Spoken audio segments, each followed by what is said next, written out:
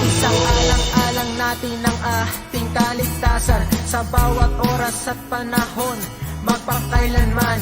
Hangat palagi ng ating paaralan ang matuto, gayon din maging ligtas ang kabataan. Tayo ay magkaisa, halina't sama-sama, kasali lahat, kasama lahat, para sa lahat. Pilipinas, maghanda ka na, balik eskwela na, tara. Tayong lahat sabay-sabay, pagkakaisa ay may lakas. Ito na ang new normal, online learning at modular. Di pa kailangan mag-face to face, gamit ang cellphone at radio base. Yakapin na ang pagbabago, pahirapan, kaya natin to. Lakasan ng iyong loob, sa bagong normal, sa bagong mundo. Sa bagong normal, sa bagong mundo. Sa bagong normal, sa bagong mundo.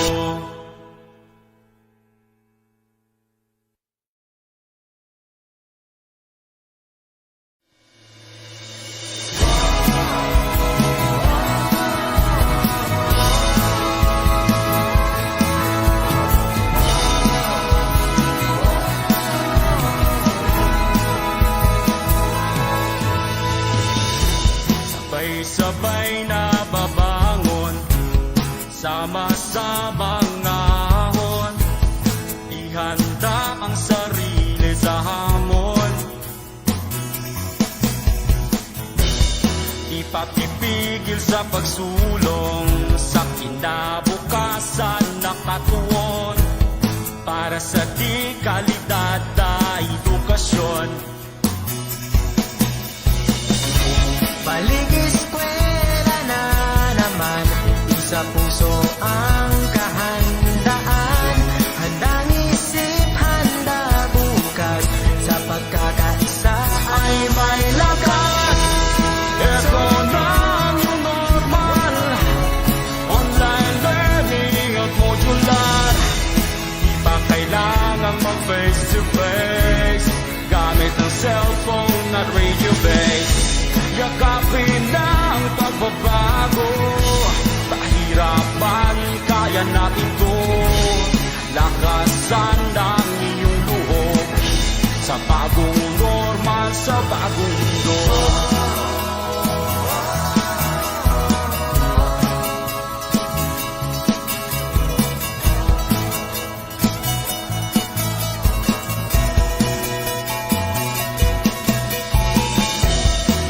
Kristiyano't katutubo, isang hanggarin saan patungo.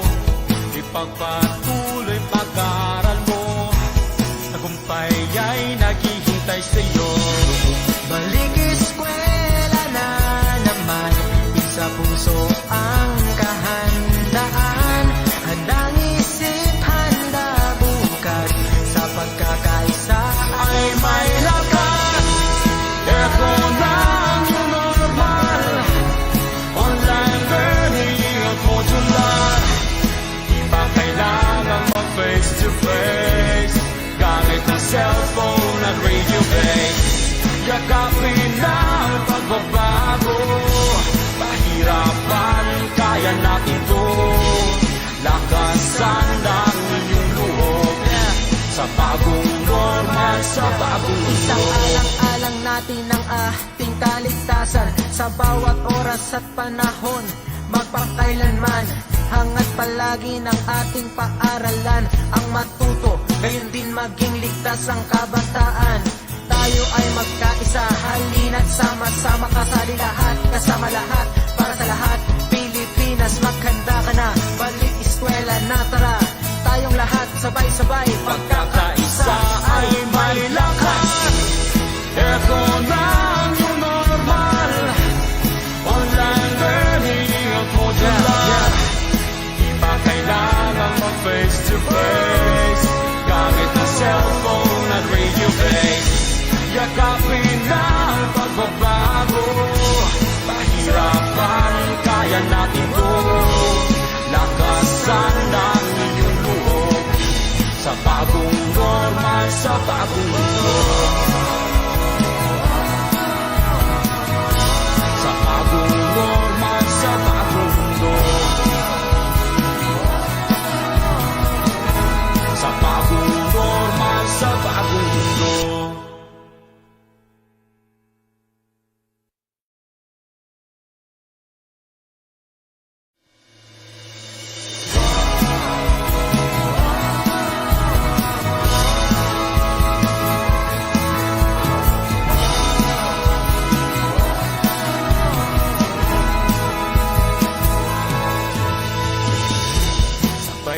sabay na babangon, sama-samang ahon, ihanda ang sarili sa hamon.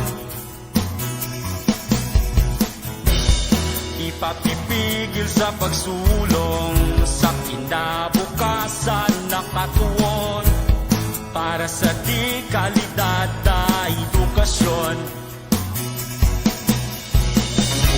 Balik eskwela na naman, isa puso ang kahandaan, handang isip, handa bukas, sa pagkakaisa ay may lakas. Ito na ang new normal, online learning at modular. Di pa kailangang mag-face to face, gamit ang cellphone at radio base. Yakapin na ang pagbabago, pahirapan, kaya natin to. Lakasan ang iyong loob, sa bagong normal, sa bagong mundo.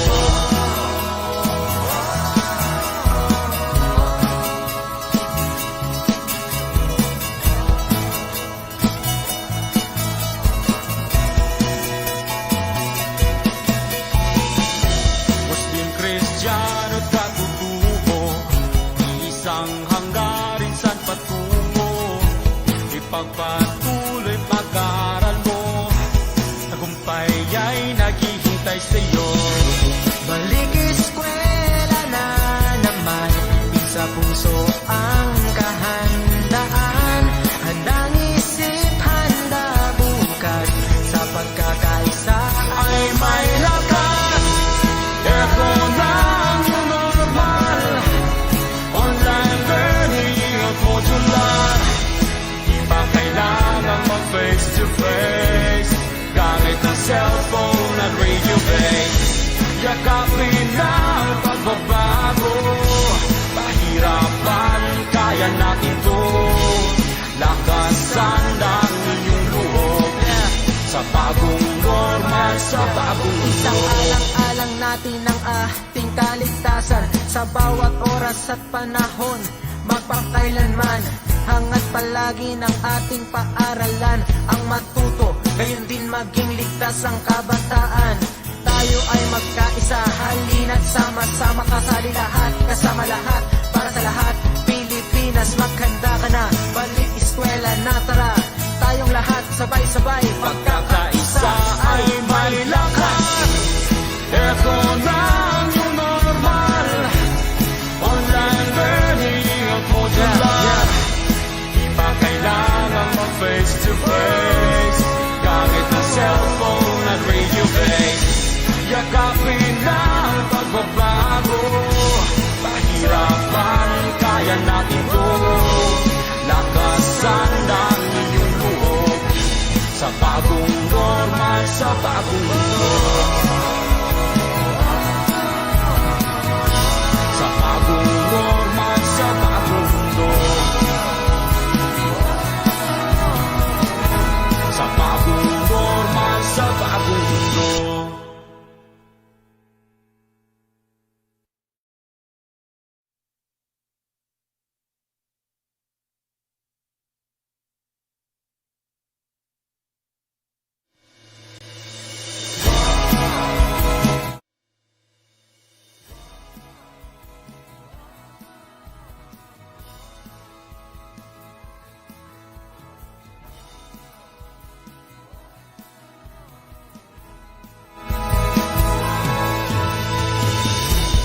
Sabay-sabay na babangon, sama-samang ahon, ihanda ang sarili sa hamon. Ipapipigil sa pagsulong sa kinabukasan na katuon, para sa di kalidad na edukasyon. balik eskwela na naman, sa puso ang kahandaan, handang isip, handa bukas, sa pagkakaisa ay may lakas. Ito na ang new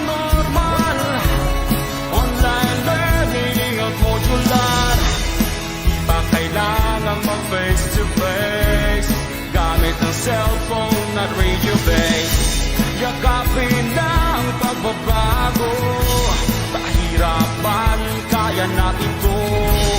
Lakasan ng iyong loob sa bagong norma, sa bagong mundo.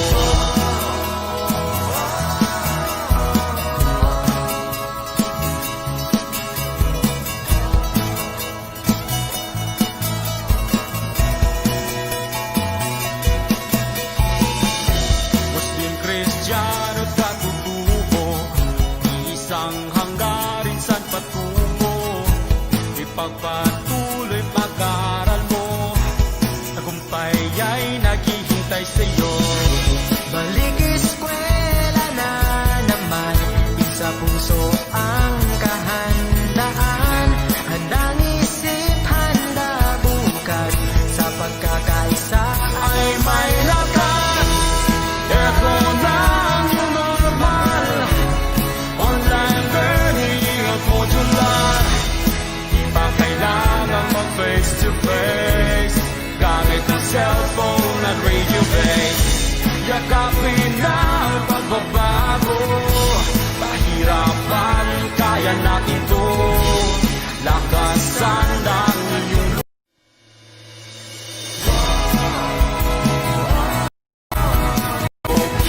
sa bagong norma, sa bagong mundo. Sa bagong norma, sa bagong mundo. Sa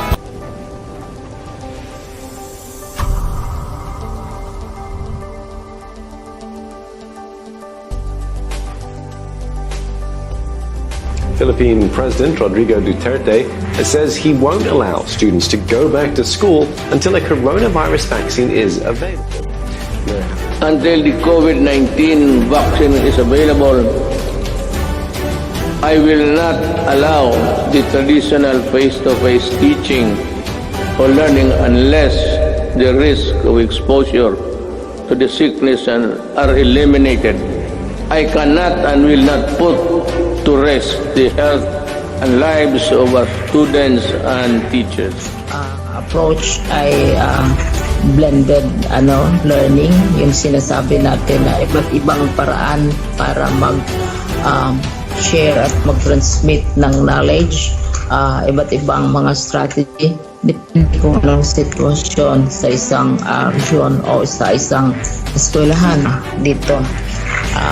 Una, angkop na proteksyon ang ating gustong masisigurado. Protection for the learners, protection also for the teachers. Tapos pangalawa, ang gusto nating emphasize, patuloy ang edukasyon sa buong South East Asia, sa mga magkakapatid at neighboring countries. Tayo na lang at ang Cambodia ang hindi pa nagbukas ng eskwelahan. Kaya ipagpatuloy natin ito. Pwedeng ipagpatuloy maski anong mangyayari sa COVID dahil wala naman tayong face-to-face na mga sessions.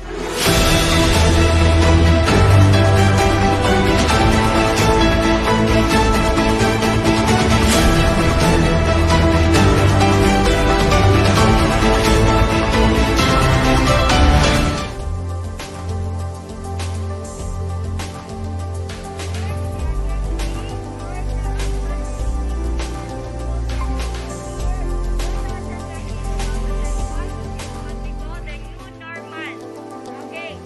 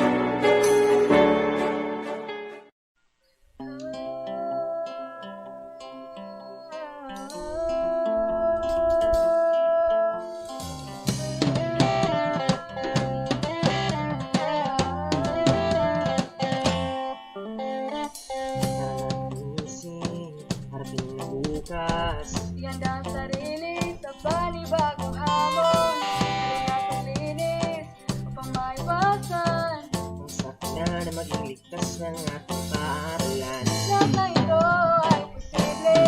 Tutulungan, Lahat na ito ay mangyayari. kakaisa. Lahat na ito ay posible. Tutulungan, lahat na ito. Sana sa brigada, eskwela, mag-ilog, mag-isa, magkasama. Sana sa brigada, eskwela, para sa panibagong brigada.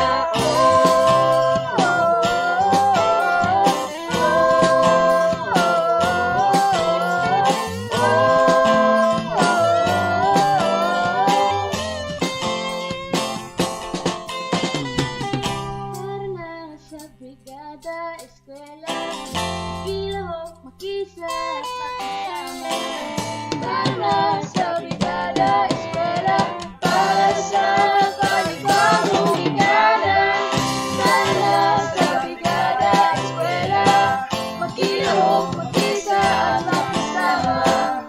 Para sa brigada, eskwela, para sa panibagong brigada.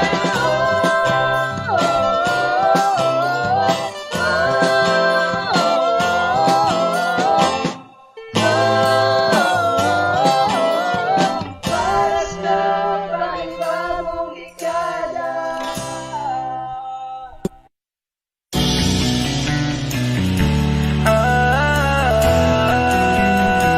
Magbayanihan na, magbayanihan na, bayanihan, pagtutulungan, walang kupas na kaugalian. Natagatibay, sinasabuhay, galak sa puso ay walang kapantay. Panahon na naman ang brigada, pagbigkisin lakas at diwa. Tara na brigada na, brigada, eskwela, magkaisa sama-sama. Brigada, eskwela, salin na buong barkada. Brigada, eskwela, kilos na, pagbayanihan na. Ikaw ako, tayong lahat, hawak kamay, sabay-sabay, kapit bisig, buong bayan. Tara na, kumilos na. Tulong-tulong sa pagsulong, hatid na kalidad sa edukasyon. Sa kabataan, saya at dunong, buong madla sabay na aahon. Panahon na naman ng brigada, pagbigisin lakas at diwa. Tara na brigada na, brigada, eskwela, magkaisa sama-sama. Brigada, eskwela, salit na buong barkada.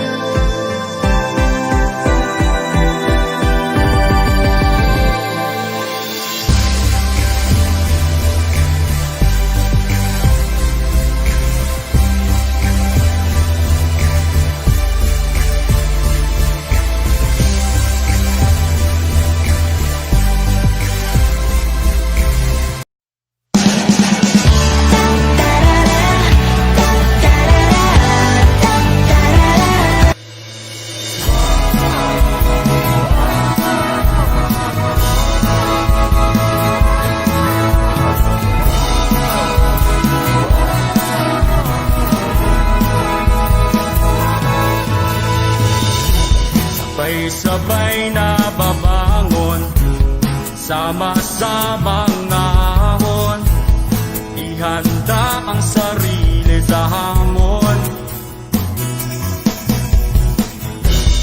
Ipapipigil sa pagsulong sa kinabukasan na katuon, para sa di kalidad na edukasyon. Balik eskwela na naman, sa puso ang kahandaan, handang isip, handa bukas, sa pagkakaisa ay may lakas. Ito na ang normal, online learning at modular. Di na kailangang mag-face to face, gamit ng cellphone at radio base. Yakapin na ang pagbabago, pahirapan, kaya natin to. Lakasan ng iyong loob, sa bagong normal, sa bagong mundo.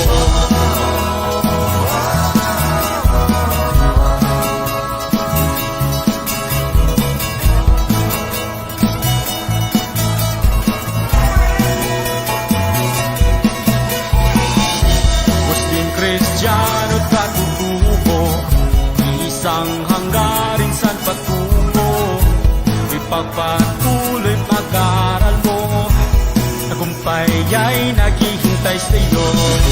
Balik eskwela na naman, sa puso ang kahandaan, handang isip, handa bukas, sa pagkakaisa ay may lakas.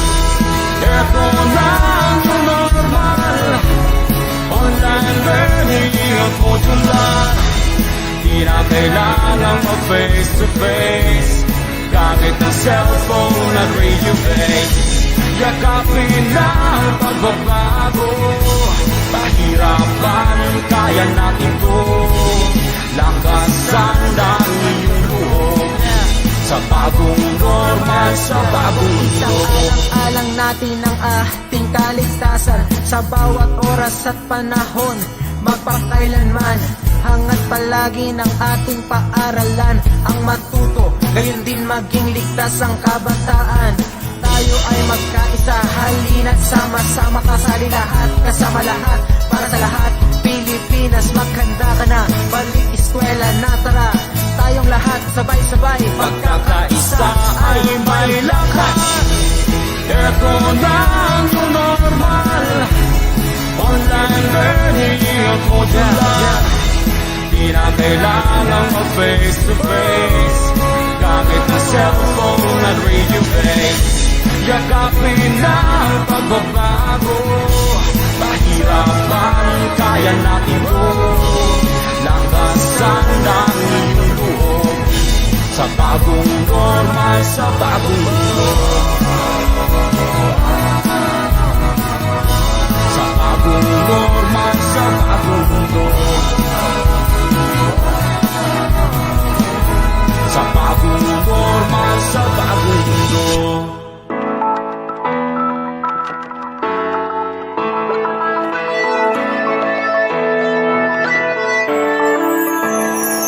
Karunungan may pangulong bagay, kaya't kunin mo ang unawa at kaalaman sa muling pagbubukas nitong paaralan. Halina't magbalik eskwela ng may kagalakan.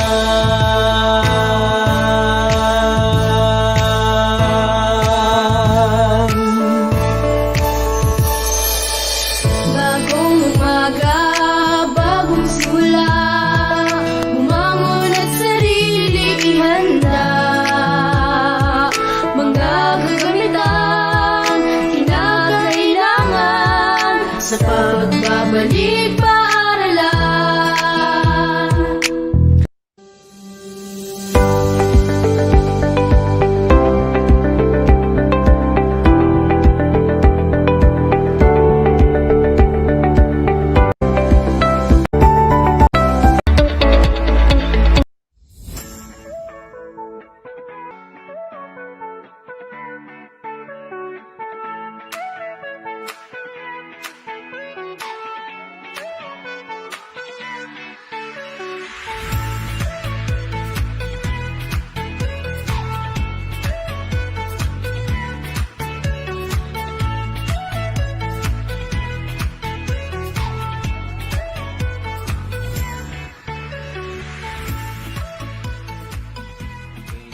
today in accordance with the Order Number 12 Series of 2020 titled Adoption of the Basic Education Learning Continuity Plan for School Year 2020-2021. Balatacan Elementary School, Punot District conducts a dry run or simulation of learning delivery modalities for school year 2020-2021. We will now show you as to the readiness of our school for the opening of classes and of course adhering to the local interagency task force health standard and protocol and following the 5 Ps set by the DepEd in adapting the learning delivery modalities in modular distance learning.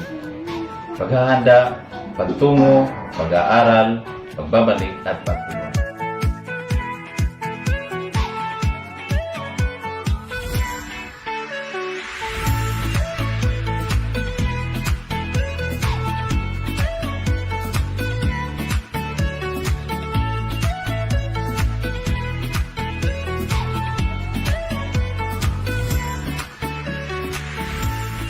Hi everyone, good morning.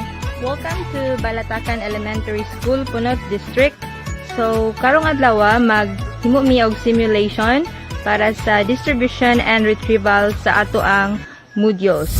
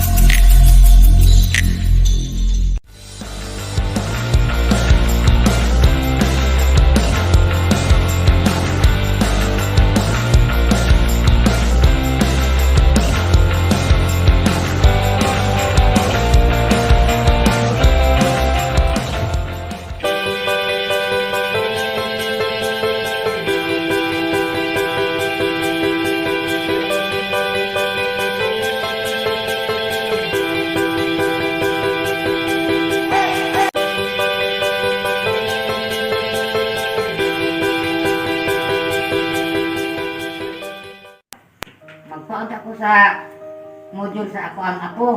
Saan may ngalan sa imong apo mo na? Si Clara. Lara Pasintes. So, ang learning modalities kaning magkuan og module sa inyong anak. So, muhatag ko nimo karong module. Dayon kaning module mo ni ansiran sa imong apo. Kaya kay, di man ko kabasa. Wala ra nay problema og di ka kabasa manang. Kay nara may instruction diri unsay buhaton ikuanon sa imong apo dayon. Magpatudlo lang ka sa imong kuan sa may kauban niyo sa balay nga kabalo mo basa. Wala. Wala sa inyong silingan. Graduhan diya nga imong silingan. Lisel. Oh, pwede ra nang magpatudlo ka ato nimo pa. Ano din? Kung problema jud kayo kay di jud tawagan lang ko. Tagaan ka na akong number. Wala man ko cellphone. Sige lang kay. Kung sa imong silingan na kay nara po kay kuan ko imong silingan no. Kay number sa imong silingan. Nara po sa cellphone. Na. Oh, sige. Then tagaan ti kag number nako karon. Aron mangkuan na ka sa imong silingan. Then tawagan ko kay maadtuon ka nako. Okay na? Okay ba? Sige, palihog kung kuan ayon nang di. Sulat sa imong ngalan.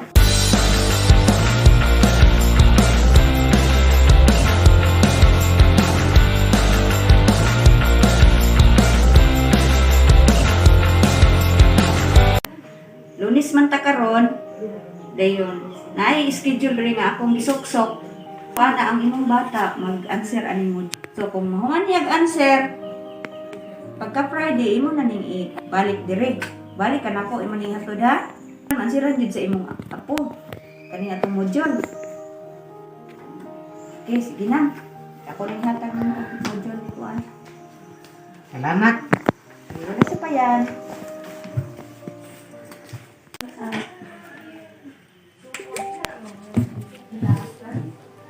Good morning, Mames. Ay, nasita. Na, dayon na. Kumusta man yung imuhang module na?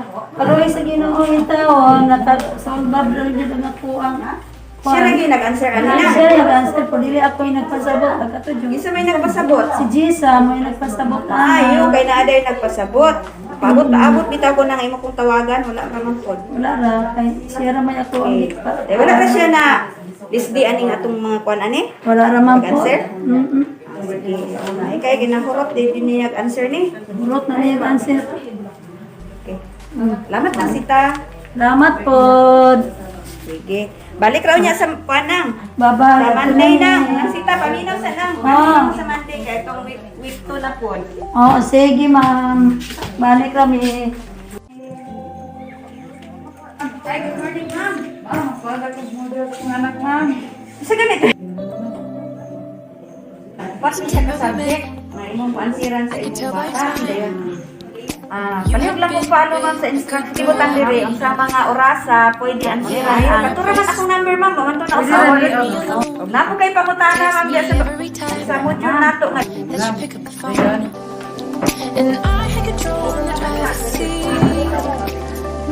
But now I'm slipping off the wheel. Now the tables have turned. Makabasa ako pero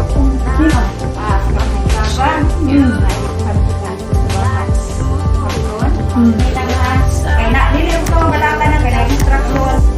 Okay? Proper. Wala ka na, kitang mo tudlo. tables have turned.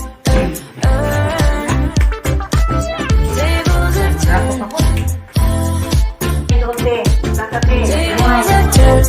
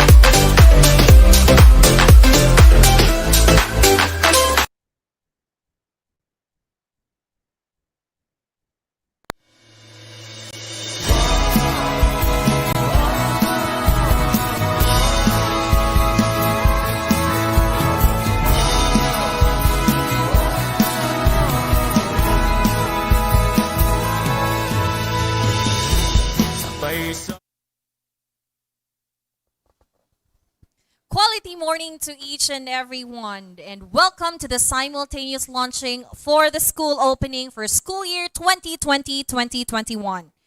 A while ago, we have just witnessed for ourselves a starter, a view of an audiovisual presentation on the school simulation of distance learning modalities done by the DepEd Zamboanga del Norte Schools Division.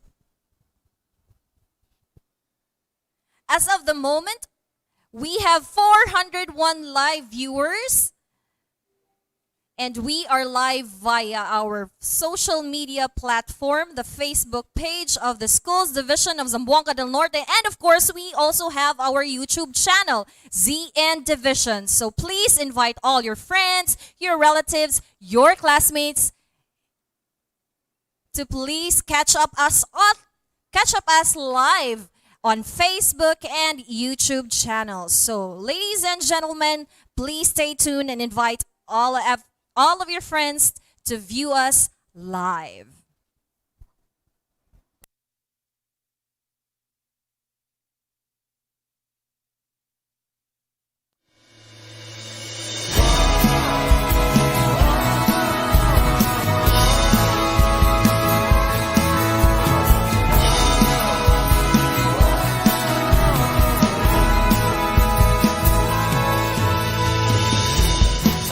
Sabay na babangon.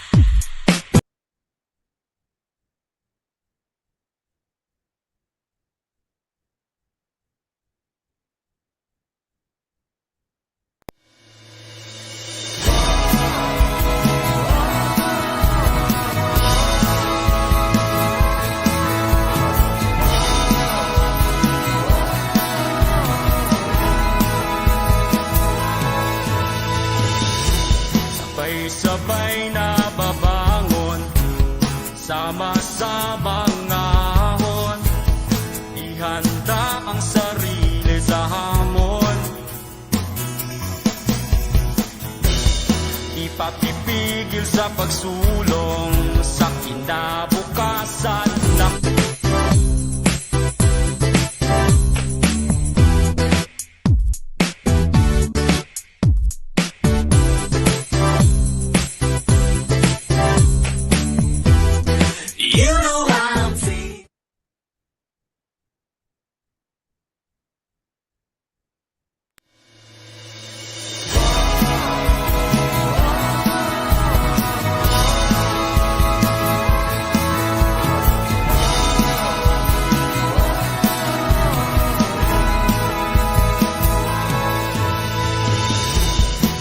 sabay na babangon, sama-samang ahon, ihanda ang sarili sa hamon.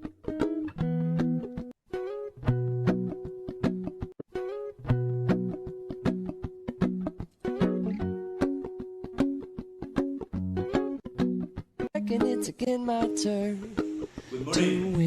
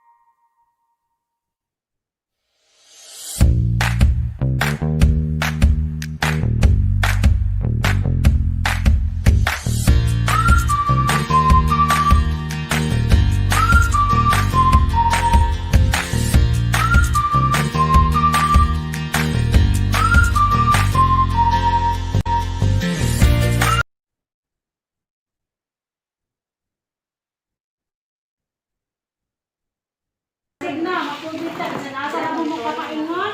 Tay may dre, kata kabarangay raman mi. Di mo tiglak ka, unya ka mo, peligro na. Mga pasabot.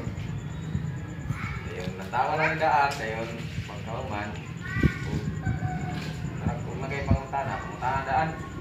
Iya, ba man ako na pamangkin na akong anak sir. Tawa sa. Ang tanang subject siya na dire. Oh, na. Nibalik ka na may mag-check ani sir. Hindi. Ibalik na ako, may balik sa Jimana ba? Bala na mo sa anak. May bala na ano niya. Basta kayo ibalik nga sila eh. Karong sunod na retrieve na ako. Ibalik ko yung kali mo talang mo na yung module. Pwede. Ayun. Lalo na mo okay na yung kuha sa inyo. Nya kung di ka ba sa akong anak sir? Yun yung tuduan ninyo. Oy, matuloy niyo. Kusayin niyo mo. Yung signal ko sa mga sir. Sige, kung di ko ka basa, kung malumabasa kung may kanan, kung malumabasa, tawagin si sir. Kanina numero din sa May numero, tawagin si sir. Si sir, ay wala yun. Hindi siya katubag, nasa ilod, tawagan din mo. Sir, kung maglanta na ako anak si Boy, hindi ko kani yung Friday, yung taon man na. Ay, di, wala. Ako naman, kung lanta na, pwede na ako nga.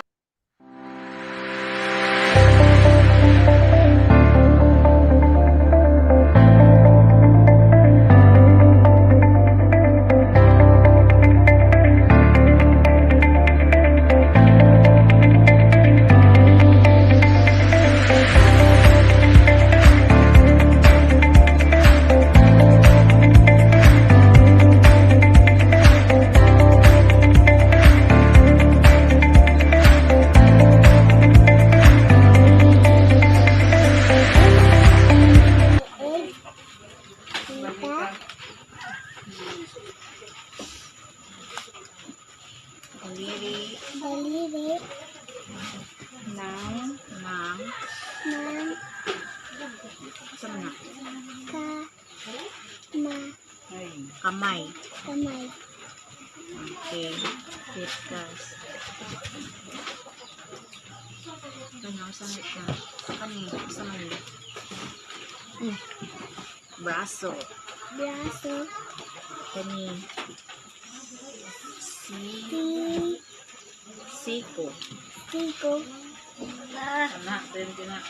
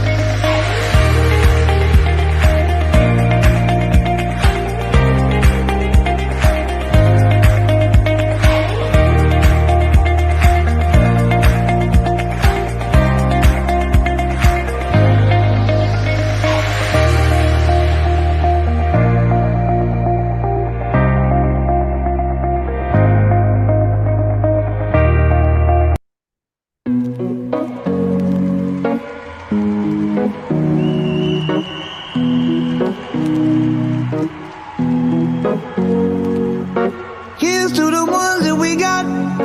Cheers to the wish you were here but you're not. Cause the drinks bring back all the memories of everything we've been through. Toast to the ones here today.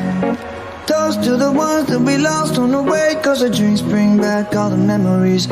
And the memories bring back your. There's a time that I remember when I did not know no pain, when I believed in forever and everything would stay the same. Now my heart feel like December when somebody say your name. Cause I can't reach out to call you, but I know I will one day. Hey. Everybody hurts sometimes, everybody hurts someday. Hey, hey. But everything gon' be alright. Gonna raise a glass and say, hey. Here's to the ones that we got. Cheers to the wish you were here but you're not. Cause the dreams bring back all the memories of everything we've been through. Toast to the ones here today. Toast to the ones that we lost on the way. Cause the drinks bring back all the memories. And the memories bring back your.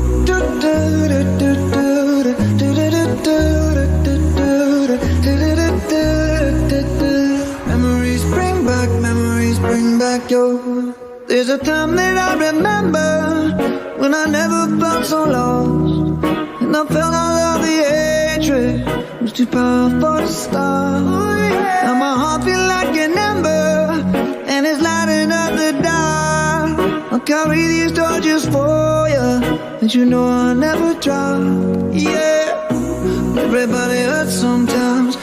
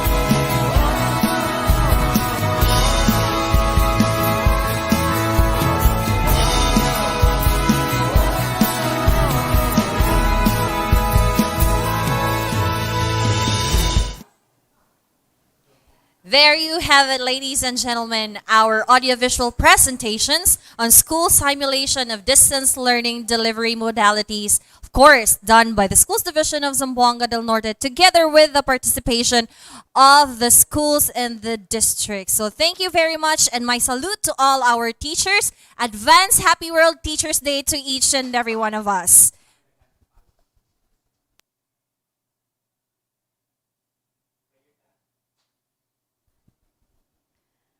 A young American author once said, "I've always loved the first day of school better than the last day, because firsts are always the best, for this means new beginnings." Over the past years, I have seen and experienced what was then the feeling of getting ready for the opening of the school year. Every year, or shall I say we, always had anticipated to be in our school classrooms to see for ourselves our classmates, new and old faces, our teachers, and eventually to savor each lessons taught. We miss wearing our uniforms, the recess times. We even miss our terror school principals. There were a lot of memories to rekindle back then. But when an insurmountable crisis hit our country and the whole wide world barely 6 months ago, our educational system has been brought to a test. It undergone a swift change in meaning, purpose, and value. COVID-19, or the coronavirus, left us with a bang.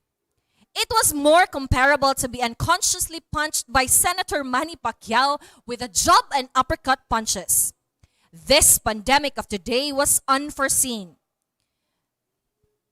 And this has led the Department of Education, the department responsible for ensuring access to promoting equity in and improving the quality of basic education, the drive to adhere what we call the Learning Continuity Plan. And that we have to work around the fear and anxiety effectuated by COVID-19. Because we in the Department of Education, with the leadership, of course, of the Secretary of Education, Leonor Liling Magtoles Briones, believed and stood by the virtue that education must continue and cannot wait. Today, we are all ready to face another adventure that is about to begin on October 5. Why? Because finally, we are reopening classes for school year 2020-2021. Are you all excited? If you are, I am too. The excitement led us to be a couple of days ahead to launch the school opening. And mind you, my dear listeners and viewers, this live broadcast aired today via our social media platform accounts, the Schools Division of Zamboanga del Norte Facebook page, and of course, our YouTube channel, ZN Division. It's just one among the many kickoffs in Zamboanga Peninsula, because we are up for a simultaneous commencement across Region 9. So, I am inviting all of you to please call up your friends, your relatives, your parents to catch us live on Facebook and YouTube. That's it, my avid viewers and listeners. Today, our efforts have been paid off, all for the service of our learners for their continued learning. Sabi nga ni Mahatma Gandhi, strength does not come from physical capacity. Rather, it comes from an indomitable will. With that, again, our salute to all our teachers and advance Happy World Teachers Day to all of you. Indeed, this is a celebration of one nation, one world to honor our teachers, our heroes. Also, we thank our school administrators, inubanan sa paggabay sa atong mga lideres sa Schools Division of Zamboanga del Norte, spearheaded by our very own Schools Division Superintendent, Dr. Maria Liza R. Tabilon. Thank you very much. For this moment, let us pause for a while as we offer an ecumenical prayer, and let us show appreciation and respect as we honor the Philippine National Anthem in the Zamboanga del Norte hymn.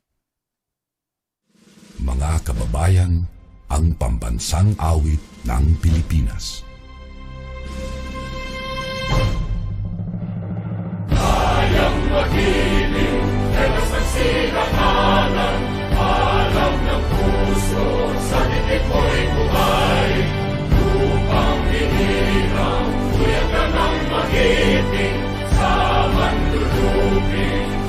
nagsisingil sa dagatang tutok sa simoy at sa langit ang pagaw ay tinatang tula awit sa pagkayang minamahal ang isang ng matawad ko'y tagumpay na nagtitingin ang bituin at araw niya kailan pamay di magtitingin luha ng araw ng walhabing pagsinta ko'y langit sa piling ko ang inigaya ng pagkay mga amin at mamatay ng dahil sa'yo.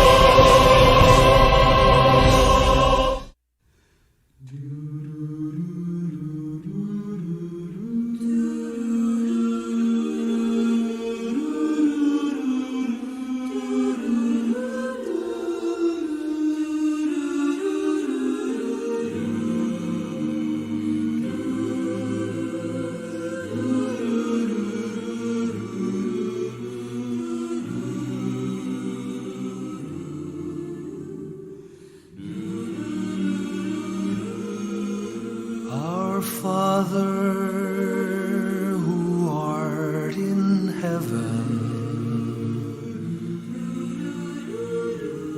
hallowed be thy name. Thy kingdom come, thy will be done on earth as it is in heaven. Give us this day our daily bread, and forgive us our trespasses, as we forgive those who trespass against us. And lead us not into temptation, but deliver us from evil. For thine is the kingdom, the power and the glory, now and forever.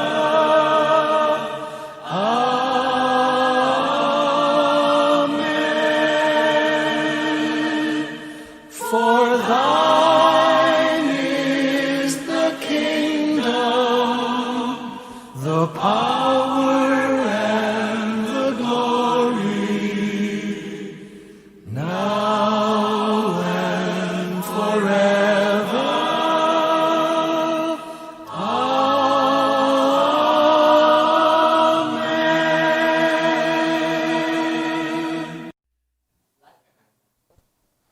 This time, let us try to view life as a continuous learning experience as we are about to take you on a tour to what Zamboanga del Norte Schools Division is in its commitment to navigate opportunities to re-engineer transformation and empowerment. Let's take a look.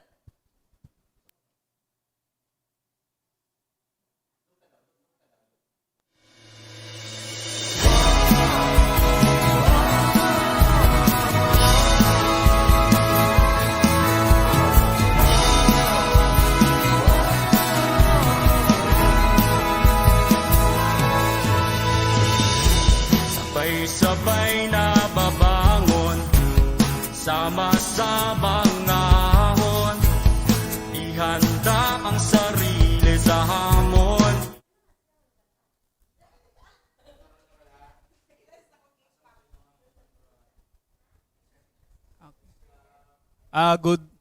Good morning everyone. Maayong buntag sa tanan. This is the big picture of the schools division of Zamboanga del Norte in terms on the number of schools, personnel, and most especially our learners. The schools division of Zamboanga del Norte divided into three legislative districts.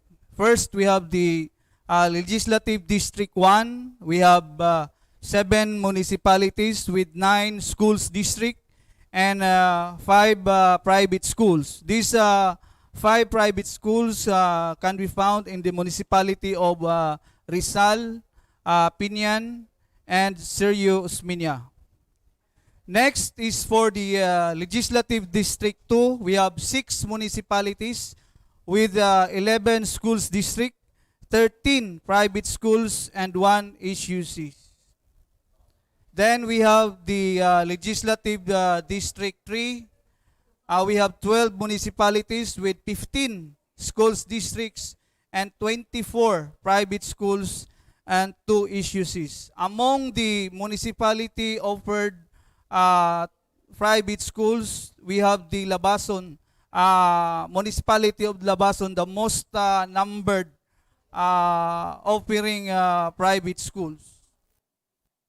Then, this is the picture for the schools. We have a total of 798. This is the distribution. For public schools, purely elementary, we have 642 offering kinder to grade 6. Purely junior high, we have 16. Junior high with senior high, we have 20. Then for our integrated school, elementary to junior, we have 2. One of these is the newly opened integrated school from the district of Sibuco, the Lintangan Integrated School. Then we have 3 offering elementary to senior high, a total of 753. For private, purely kinder, we have 19. Kinder to grade 6, 12. Purely junior high, 1. Junior high with senior high, 6. Purely senior high, 2. Then elementary to senior high, we have 2. Total of 42. Then for our HUCs, we have a total of 3. So that's all for the number of schools in the number of schools in the schools division of Zamboanga del Norte. For our personnel, this is our distribution from the office of the schools division superintendent. We have 47. Among these is the ASDS, our admin, the finance, the records, the personnel, the cashier, our budget officer, the accountant, and the ITO with our legal officer. A total of 47. Then under the CID, the Curriculum Implementation Division, we have a total of 55. The Education Program Supervisor of our division with the Public Schools District Supervisor and our Chief. Then under the HGUD, we have a total number of personnel, 49 from the school health section, education facilities, monitoring and evaluation, school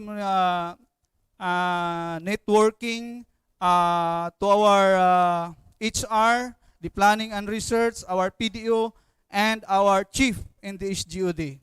Then for our elementary, we have a total of 6,800 personnel. Combine na din ang our teacher, the teaching related personnel, and the non-teaching personnel. So with the junior high, with a total of 2,716, and for the senior high, we have 835, a total of 10,502. Next, this is the distribution of our enrollment. The source of this data is taken from our learners enrollment and survey form from DepEd.ZN.net/enrollment. 238,230. For kinder, we have 6,793 for public. Elementary, 123,235. And for the junior, 72,982. And for the senior high, 21,318 with a total of 234,328. For private, 318 for kinder. Elementary, we have 724. Junior high, 1,473. Senior high, 1,253. A total of 3,768. And for our HUCs, junior high, offering junior high, we have a total of 90. And for the senior high, 44, a total of 134. So that's the big picture in terms of our number of schools, the number of personnel, and our enrollment. And again, for this opening of classes, this is one of our challenge, no? The encoding of our learner through LIS. So this is the status of our school year, beginning of school year 2020-21 as of yesterday, September 30, 2020. For public school, out of 753 schools, both elementary and secondary, there are only 335 participating schools. Meaning, ito lang po yung nakapag-start na, nakapag-create na ng class, meron ng initial enrollment of a particular grade level. So in percentage, 335 over the number, we have 44%, 44.49%. Yun po ang percentage ng ating participation in terms of LIS registration doon sa BOSY. So yung not participating school, yung color blue, we have 418 schools na hindi pa nakapag-start, nakapagsimula doon sa ating LIS beginning of school year 2020-2021 encoding. So with the private, the HUC, no? For private school, meron tayong 12 na nakapag-participate na. Doon sa HUC, meron naman tayong isa. Yung wala pa sa private, we have 30. HUC, meron tayong dalawa. So total percentage natin for public-private HUC, we have 43.61% as of yesterday. So the total number of learner out of the 200,000 plus recorded on our LIS DepEdZN.net/enrollment, pumasok pa po dito sa ating LIS BOSY is we have a total of 20,467 pa.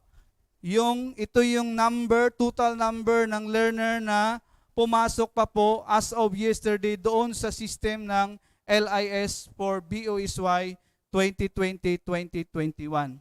So ito po yung yung challenge natin na sana ma-come up natin, ma-arrive po yun natin yung target natin na 238,230. Kasi out of that number, meron pa tayong 20,467 pa lang po ang pumasok. Again, thank you and keep safe everyone.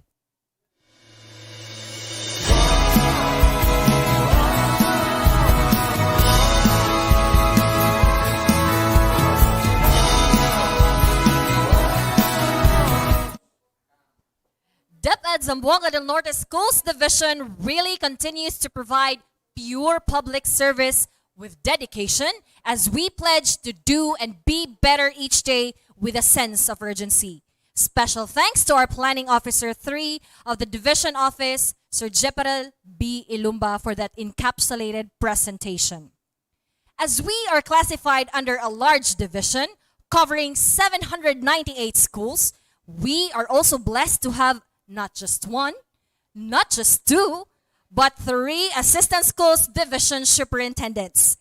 Let us hear each of their welcome messages, starting off with Assistant Schools Division Superintendent Judith V. Romagera for Congressional District 1, followed by OIC ASDS Maria Judilyn J. Ramos for Congressional District 2, and lastly, OIC Assistant Schools Division Superintendent Armando P. Gomapon for Congressional District 3. Our Schools Division Superintendent, Dr. Maria Lisa Cadillo,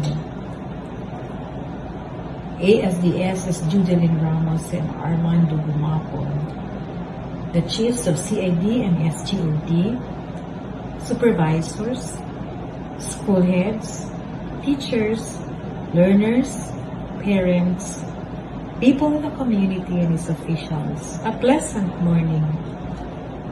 Today is significant. I say so because today we are launching the opening of classes for school year 2020-21. The health challenge we now face has actually brought us lots of possibilities. It led us to do things we never thought we can handle. It brought us to roads less traveled. In the past, who would ever think of distance learning to be the major delivery mode in DepEd's formal education? Who would ever think of a time when we all cannot meet up and do the BESO? A time when we cannot face our learners in person during the learning exercise.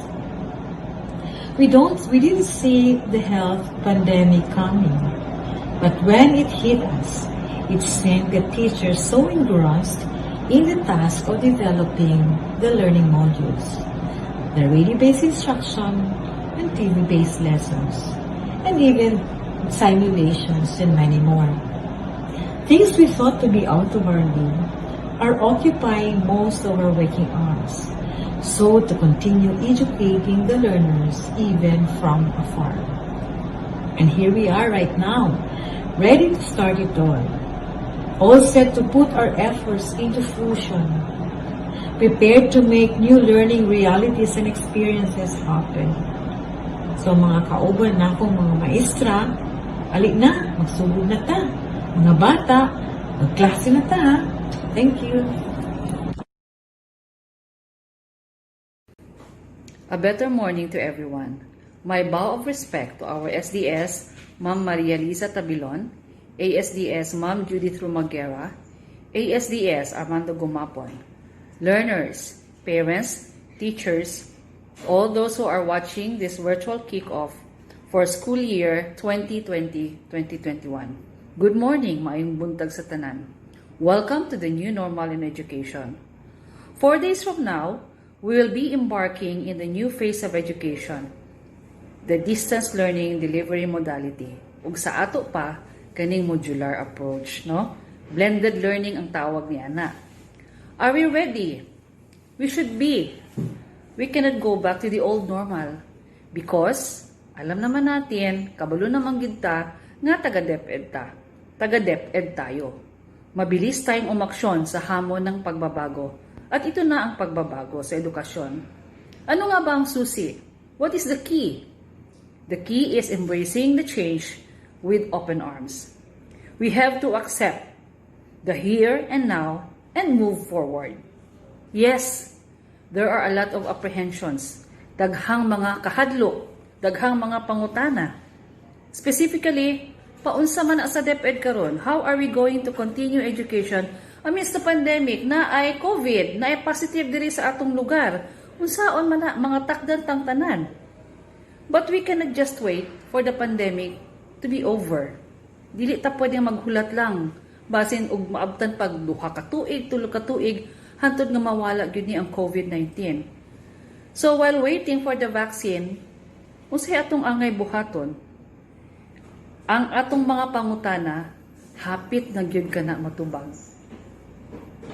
Kita magsugod na gyud sa atong klase karong October 5, 2020. Kaya nga naman, kinahanglan proactive ta. Mabilis, no?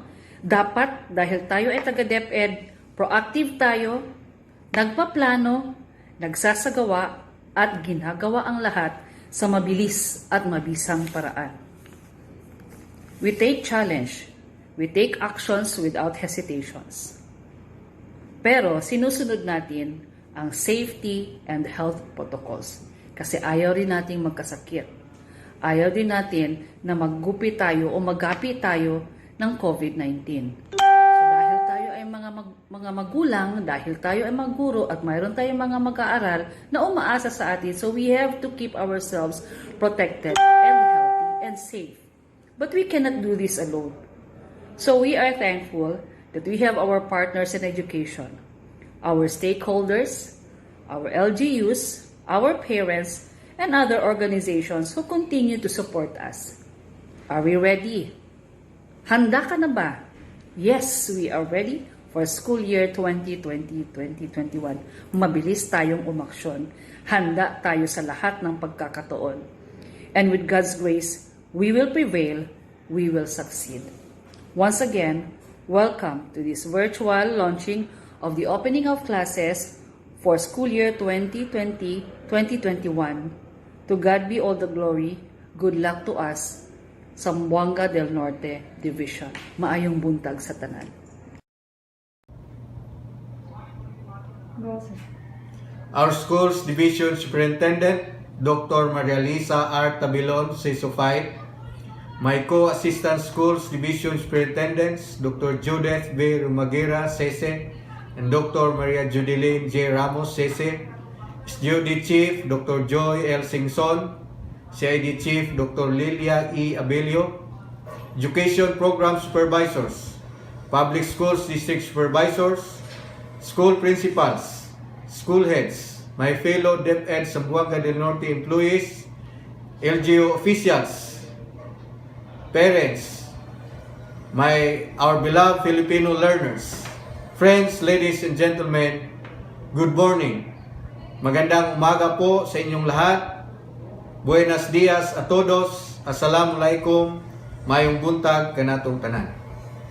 Today is the launching of the opening of classes for school year 2020-2021, which will be on October 5, 2020. It is a public knowledge that we are on the pandemic, the COVID-19, which posed a great challenge to all of us in the Department of Education on how to effectively deliver the quality basic education to all Filipino learners amidst this pandemic. This is because the Honorable DepEd Secretary Leonor Magtolis Briones emphasized that education should continue with or without COVID-19. This is in line with the constitutional mandate based on Section 1, Article 14 of the 1987 Philippine Constitution, which provides the state shall protect and promote the right of all citizens to quality education at all levels and shall take appropriate steps to make such education accessible to all. True to this constitutional mandate, the Schools Division of Zamboanga del Norte, under the very able leadership of Dr. Maria Lisa R. Tabilon, has made the necessary preparations needed in order that the delivery of basic quality education to all our beloved learners here in Zamboanga del Norte will be properly done. Kaya po, para maisakatuparan natin ito, dapat ating gawin ang mga angkop na proteksyon para sa ating mga guro, lalong-lalo na sa ating mga mag-aaral.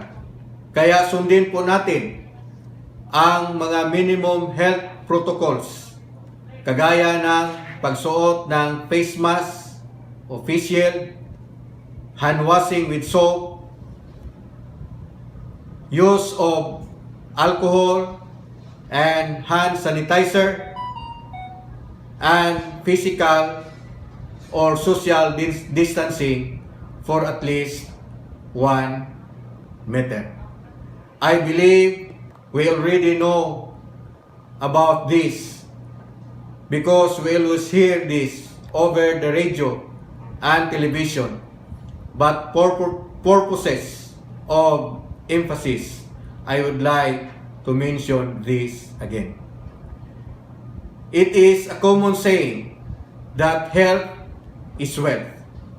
Please do not misinterpret or link this to the PhilHealth controversy that accordingly according to some media practitioners, that some of the PhilHealth officials got rich or wealthy because of the millions or even billions of money allegedly misused by these corrupt PhilHealth officials to the prejudice of the Filipino people. Kaya kailangan po nating siguraduhin ang kaligtasan ng ating mga mag-aaral para po sa ganon hindi mailagay sa alanganin ang kanilang mga kapakanan. Sabi nga ng isang sawikain, aanhin pa ang damo kapag patay na ang kabayo. Kaya pangalagaan natin ang kanilang mga kapakanan. Ito ay alinsunod din sa sinabi ng ating mahal na Regional Director, Dr. Isabelita Embore Sisutri, teachers first, learners foremost. So we are appealing to everyone. Let us work together for the welfare of our teachers and especially our learners. Thank you very much and may God bless us all.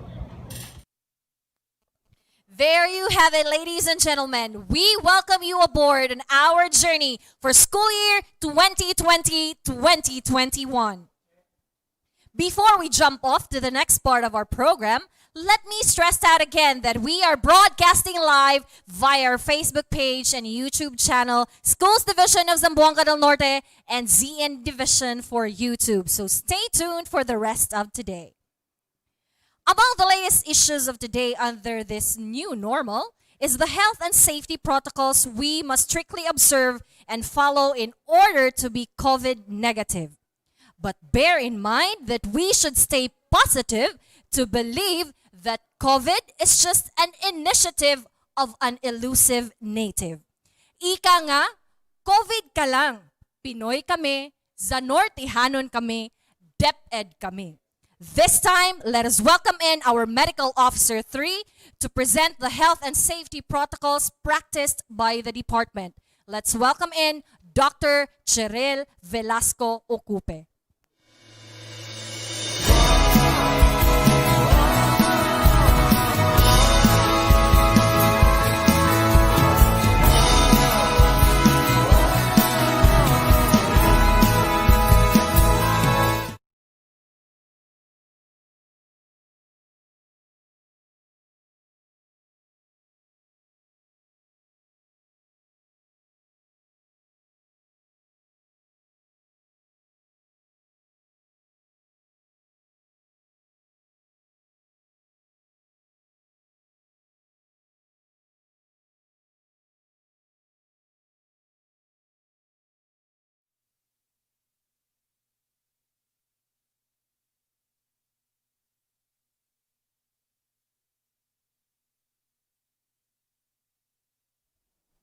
Hello?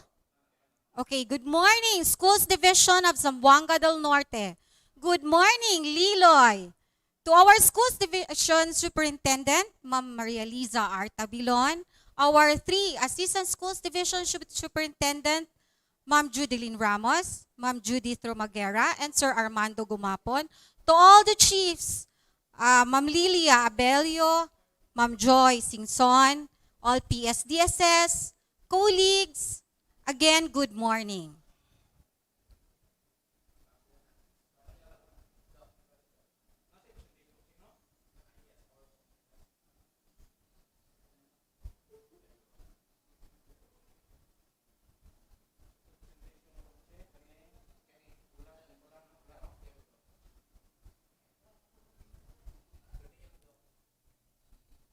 Okay.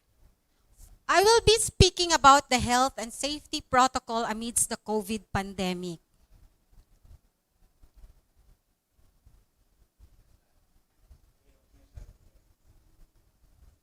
Okay, in order to ensure the safe conduct of work in our schools and offices, DepEd issued DepEd Order Number 14, Series of 2020, based on DOH Administrative Order number 2020-15 on the guidelines on the risk-based public health standards for COVID-19 mitigation. The Schools Division Office translated that into a simpler guide in the Division Memorandum number 145 series of 2020, enumerated in there a must-have list for all our schools to strictly impose. This was thoroughly discussed in detail the last time we had our orientation on DO14. Prior to resumption of normal operation or class days, disinfection of the buildings, facilities, equipments must be done, especially if our schools were used as temporary quarantine facility for the returning LSI. This must be part of the regular maintenance and upkeep of the office and the schools. Disinfection can be done using household disinfectants, diluted household bleach solutions, or alcohol solutions with at least 70% alcohol as appropriate for the surface. As sanitation stations, including foot baths and hand washing areas in all field offices and schools must be set. You can also install transparent barriers at transacting areas for added protection. There must also be a mandatory temperature check at the entrance. For our health check or health declaration form, we must take note of the significant signs and symptoms such as cough, ubo, cold, fever, headache, diarrhea, sore throat, loss of taste, and loss of smell. We need to supply the data for contact tracing, like date and time of visit, address, contact number, and other personal data needed, like name, age, and gender. The online school health declaration form decreases the possibility of contracting the virus by discouraging the use of paper and shared writing materials. But for the schools without efficient internet connection, a printed health declaration form may be used, but sharing of writing materials such as ball pens and pencils is discouraged. If online is not possible, there must be a logbook available wherein all data needed in the contact tracing can be found. Speaking of online, the office sets forth an online transaction mechanism for transacting clients with the issuance of Division Memorandum number 259, series of 2020. The Division ICT will conduct of said mechanism for the convenience of all concerned in soonest time possible. For hand hygiene,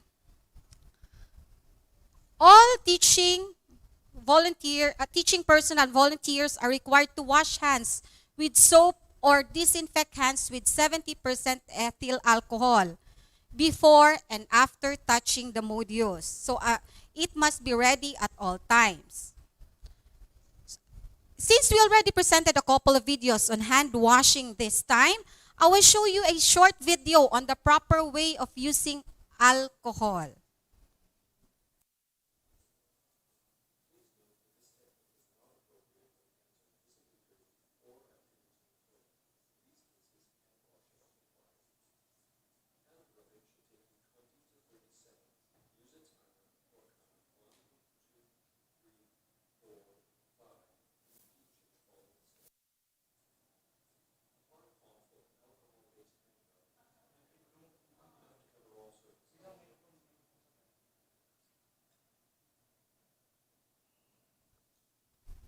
Rub palm to palm, then rub right palm over the back of the with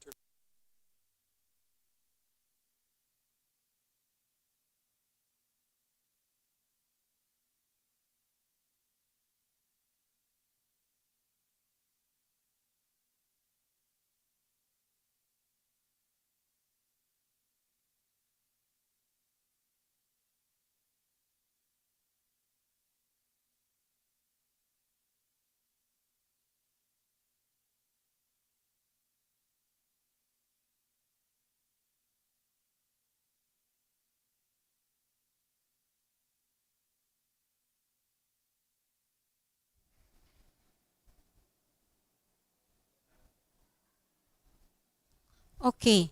All parents, teaching and non-teaching personnel who are scheduled to deliver and pick up modules and answer sheets shall wear face masks and face shields at all times while at the drop-off or pick-up areas. Mind you, COVID-19 spreads mainly through the secretions, or shall we call respiratory droplets, coming from the nose, the mouth, and the problem is, even people without symptoms may be able to spread the virus. The purpose of masks is to keep respiratory droplets from reaching others to aid with the source control.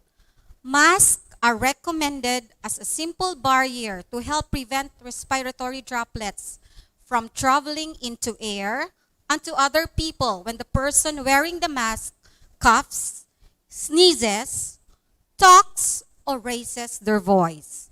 This is called source control.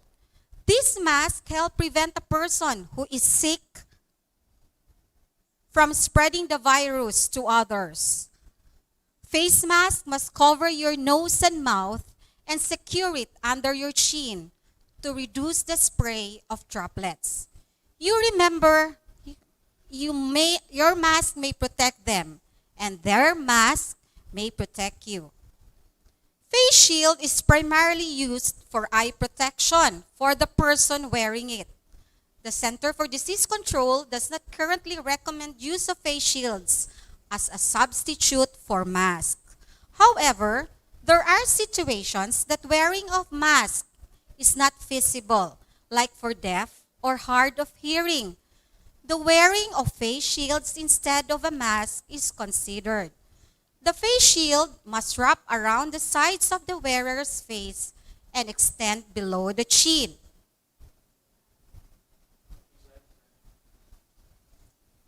In general, the more closely a person interacts with others and longer the interaction, the higher the risk of COVID-19 spread.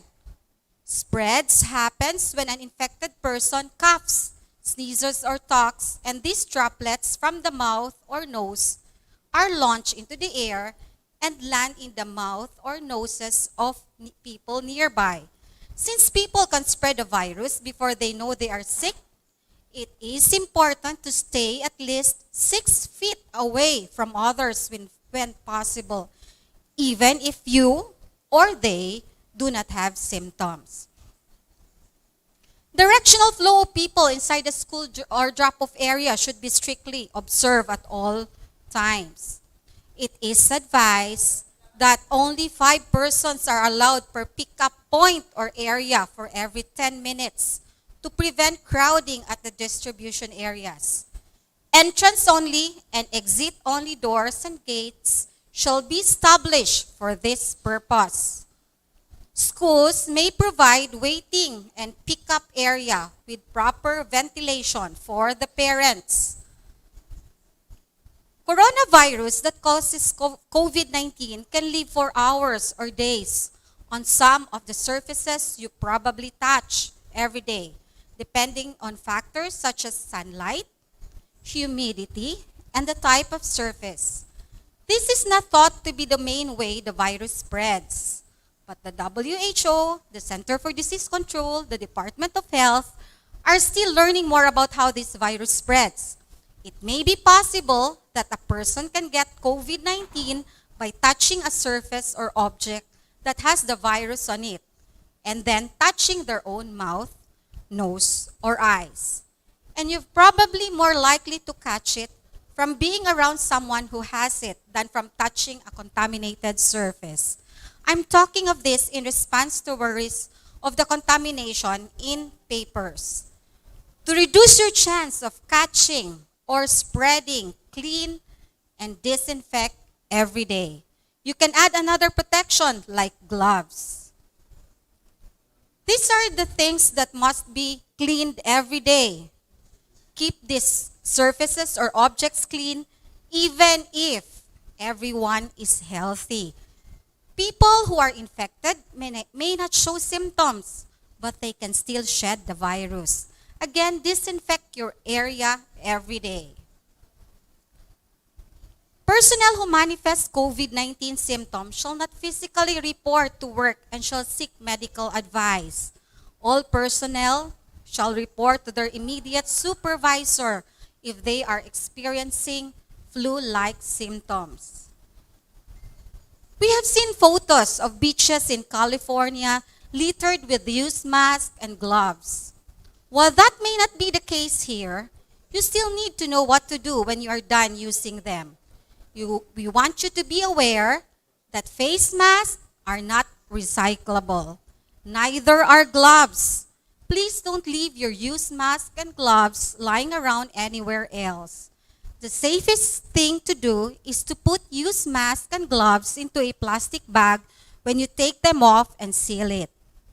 Proper garbage collection segregation must be implemented. Pero kung naa ka sa bukid, mas safe na nga imong iputos or ilubong na sa yuta ang mga ingon anak nga waste. We need segregation of used masks from ordinary waste. Stay up to date on the developments of your community. You must attend meetings conducted by the local government unit. Create an emergency plan for increased caseload in your community. Lastly, all of us are commuters. This video that I'm going to show you will guide us in our daily commute in our respective areas.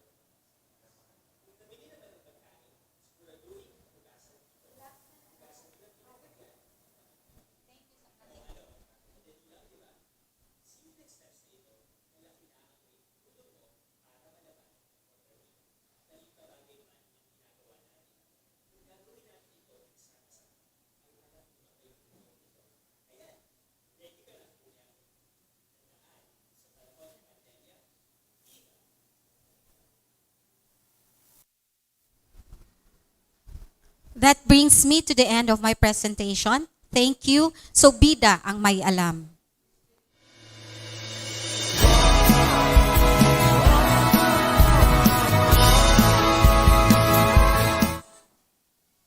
Thank you so much, Dr. Che. Very well said. As the saying goes, and I will leave this line to be a gentle reminder to all our viewers today, that an ounce of prevention is still better than cure.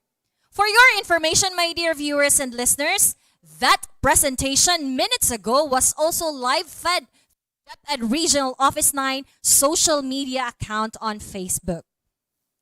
Allow us to share this time our collaborative efforts from the different schools down to the districts and even in the division office to be a good exemplar of modular and blended learning as introduced to us as a new parcel of this new norm we have. Let us take a look of one of the simulations of modular and blended learning from Sirawai Central School by teacher Leia May Gapo and from Baligian Central School by teacher Juan Bailo. Roll VTR.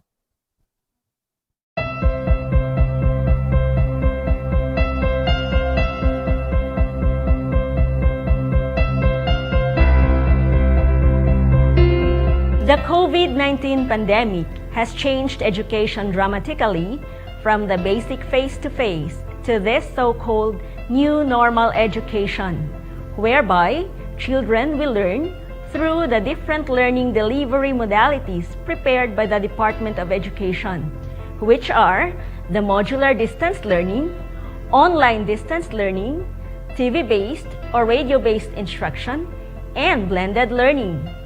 The learning delivery modality or modalities that the school can adopt mainly depends on which is most preferable and accessible to the school, the community, and the particular context of learners in the school or locality.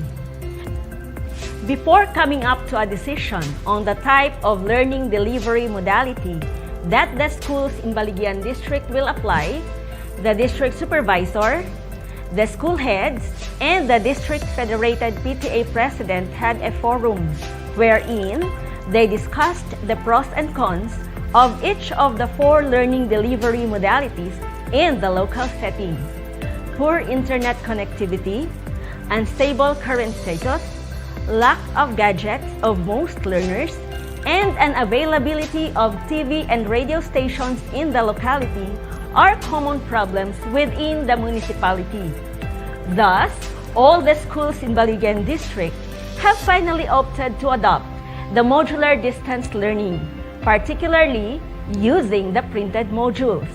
The parents were oriented with this type of modality in their respective schools by the teachers, school heads, and the district supervisor, especially on the use of printed modules and how the schools would facilitate this learning modality.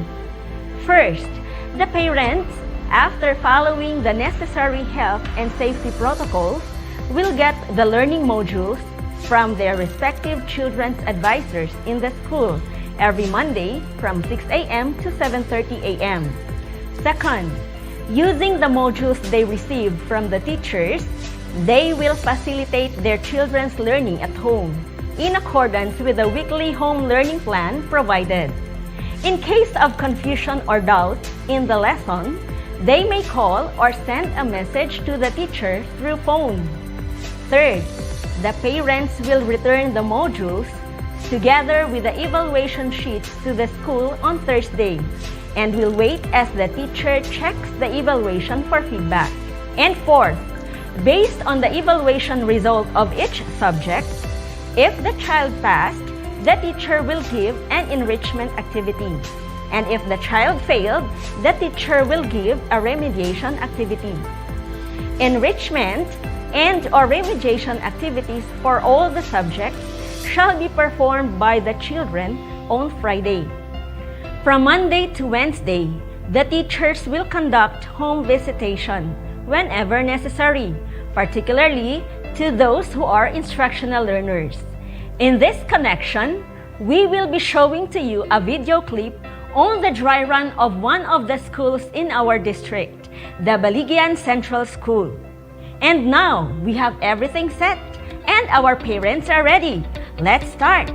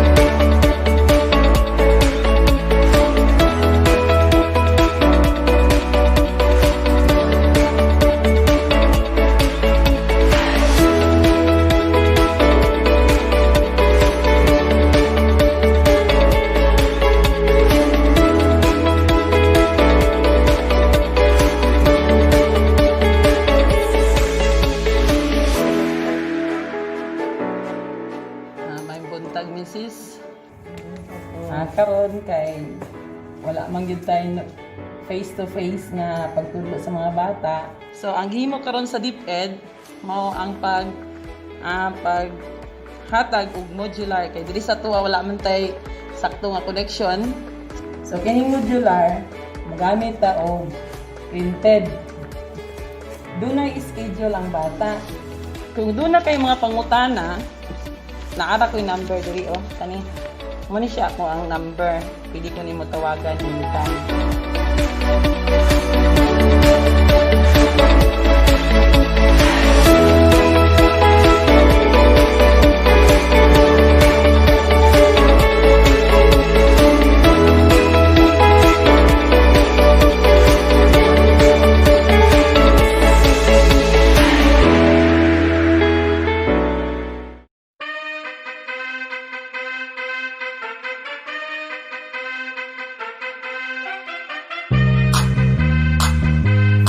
Mag-exercise sa pagkadali.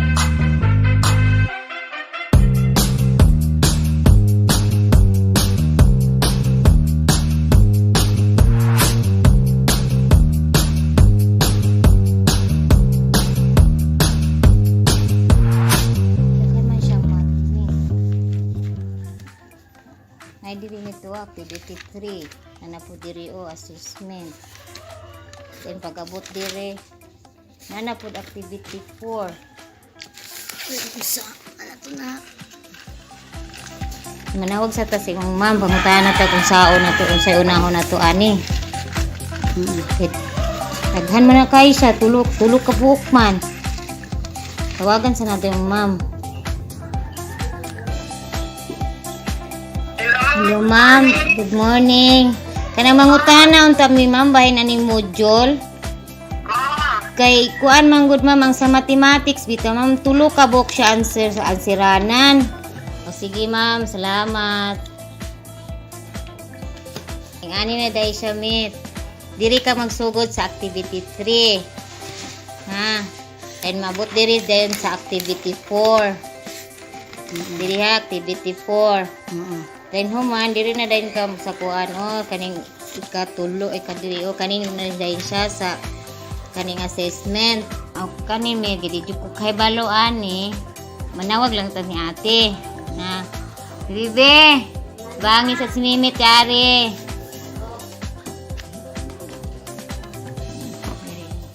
Kani diri ang bangi sa kaning number 1 gidi kay balo. Okay. Kasi mo. Diri na magsod. Diri na magsod.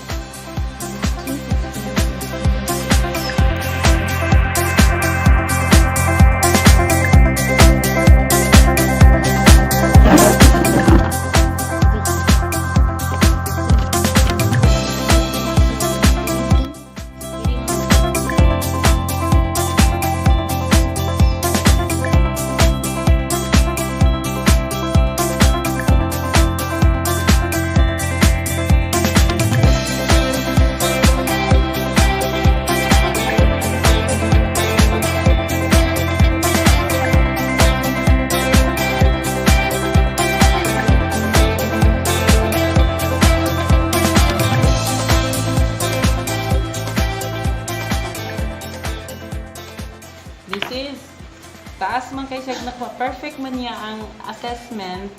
Ataga na ko siya og enrichment activity. Diri sa sulod sa envelope na diri ang mga activities.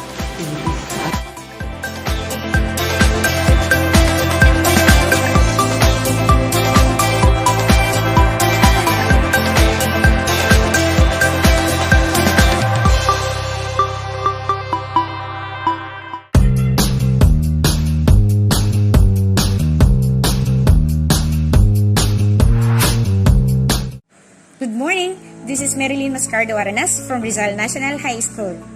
TV-based instruction refers to the use of television and channels dedicated to provide learning content to learners as a form of distance education. This may not be considered as a sole learning delivery modality. We can combine it with other forms of DLMs such as modular distance learning or online distance learning. You don't have to be famous to be on television. Since television is a visual media, appearance is important. Certain types of clothes, makeup, and accessories are preferred for people presenting on air.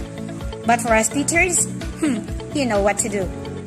Be prepared to work with audio and video monitors to help make sure you can see and hear what you need to while you are presenting. So, what are different tips that you should consider before you face the camera? Well, thanks to Madam Rosemary Patangan Miranda for these tips. Check data. Rehearse. If you fail many times, try again many times to get it right. Practice correct pronunciation of words, names, and places. You don't have to overdo your pronunciation and just feel awkward later. Use clear, short, and simple sentence of what you have said for easier retention. Remember, you are facing your students. Be sure that they will really understand what you're talking about. Check technical aspects of your broadcasts. Your laptop, your cell phone, your camera. Is everything okay? Use the art of quality or versatility of your voice. Be consistent in the ups and the downs of your voice in delivery. Monotone? That's a big no. Check backdrop, background volume of your microphone and lighting. Finally, dress for the occasion. Decent, formal, or business attire, or school uniform. Check grooming. And above all, be time conscious. Get to the point. Get to the meat of the lesson right away. Once you are on set, you'll need to orient yourself with the surrounding. According to Lewis, create the illusion of a personal connection to the viewer. Remember, your face conveys your thoughts and emotions. Keep your head up as much as possible. So, only divert your eyes down to review notes. The TV-based instruction I'm going to show you today is based from Grade 7 Quarter 1, Module 1. See you. Hello dear students, this is Teacher A, and today we will tackle an identifying genres of materials viewed. Please be ready with your module, your notebook where you will write your answers, and of course, ballpen.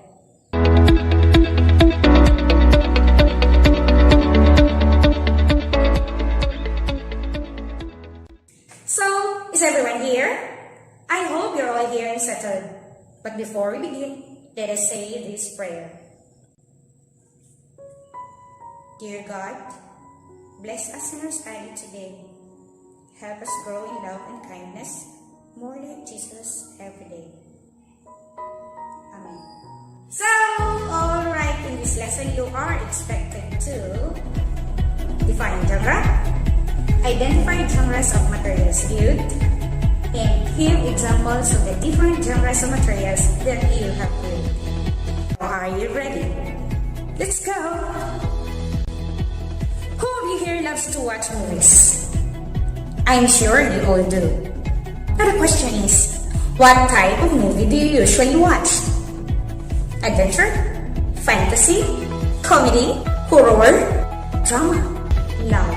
Why am I talking about this? Because how you categorize movies refers to genre. To know more, let's have a series of activities. On page 7, letter A of your module, you can see 8 genres and 10 titles of popular Pinoy movies and television series. Since you do not have any idea yet what the genres are, just guess, by identifying what genre is portrayed in each movie title. Write the number of your answer in your notebook. And your time starts now. Finished? Let's move to the next activity on page 8. This time, you can see a series of pictures. They are actually the cover photos of different movies. Identify which of those movie pictures are under action and adventure, comedy, fantasy, horror, mystery, drama, science fiction, or documentary. You think you got the right answers? Anyway, don't worry. The next activity will deepen your understanding on the different genres of materials viewed. Please turn your modules to page 9. If the following reading selections were scenes from movies, what genres are they? So in simple terms, genre categorizes movies, which makes it easier for the viewer to discover what he or she likes and will want to see. In addition, genre consists of 4 elements or parts. We have character, story, plot, setting. To easily remember the elements of genre, we will have this equation. Story or the action plus plot plus character plus setting equals genre. Now, what are the different genres of materials viewed? So we have actually 8. There are many actually, but we will just focus on the basic, the most common ones. Number 1, comedy genre. Comedy genre is the most popular, general, and most complicated genre. According to Merriam-Webster Dictionary, comedy is simply as a play, a movie, a television, a program, a novel that is meant to make people laugh. For example, Petrang Caballo. Number 2, adventure genre. It is an action movie that overlaps with the spy genre with danger, risks, and excitement. The Merriam-Webster defines adventure as an undertaking usually involving danger and unknown risks, that is, exciting or remarkable experiences. Example for that is Dora. Number 3, science fiction genre. It is linked to the previous genres of crime, westerns, war, spy, and adventure by the basic theme. Merriam-Webster defines science fiction as fiction dealing principally with the impact of actual or imagined science on society or individuals. Example for that, Star Wars or Predators. Number 4, fantasy genre. This has no limit. Merriam-Webster defines fantasy as something that is produced by the imagination. Example, Maleficent. 5, horror genre. It brings fear, and fear generally brings thrills and suspense. So Merriam-Webster defines horror as the quality of something that causes feelings of fear, dread, and shock. Example, Zombie Apocalypse, Train to Busan. Number 6, drama genre. Merriam-Webster defines drama as a play, a movie, television show that is about a serious subject and is not meant to make the audience laugh, but to tell a story usually involving conflicts of emotions through action and dialogue. Kadilang Ginto is an example. So there are 4 elements of the drama genre. Number 1, it has to be serious. Number 2, it portrays life. Number 3, it tells a story. And number 4, the characters have to have an inner conflict that brings out emotions. Number 7, mystery genre. It always leaves the viewer guessing. Not only guessing who did it, but what will happen next. And finally, we'll come to number 8, documentary. It is a separate movie entity that is unto itself. According to dictionary.com, documentary refers to movies and television features based on recreating an actual event, era, life story, and others, that purports to be factually accurate and contains no fictional elements, so meaning everything is true. One is Hacienda Luisita. Hacienda. So that's it.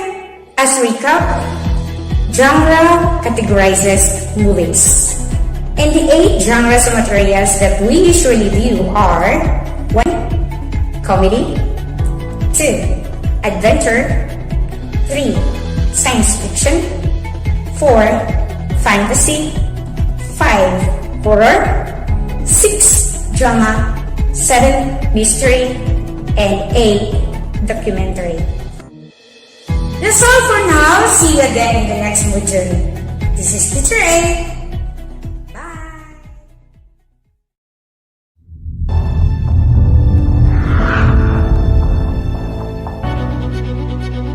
Accessing the children amidst a global pandemic to cope with the new normal has always been the mission of the Department of Education family, ensuring that learning must continue, for they believe that closing schools for so long might have a significant long-term impact on our children.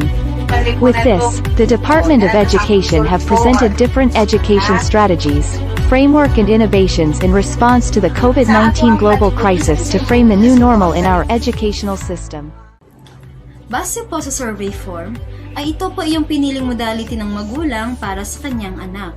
Sapagkat, ito po yung pinakamadali at kung isa sa alang-alang naman natin yung interes ng mga mag-aaral sa grade 2, ay mas gusto talaga nila yung nahahawakan at nakikita nila yung makukulay na larawan, kung kaya mas gaganahan silang sumagot.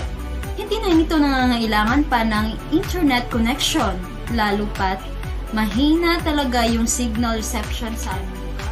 Ito lamang yung modality na hindi na nangangailangan pa ng cellphone, TV, laptop, o radyo bilang pangunahing kagamitan sa pag-aaral. Kung kaya, hindi na bababad sa harapan ng screen yung mata ng mga bata. In the modular distance learning modality, parents are to play an important role in helping learners or their children learn in accordance with the most essential learning competencies.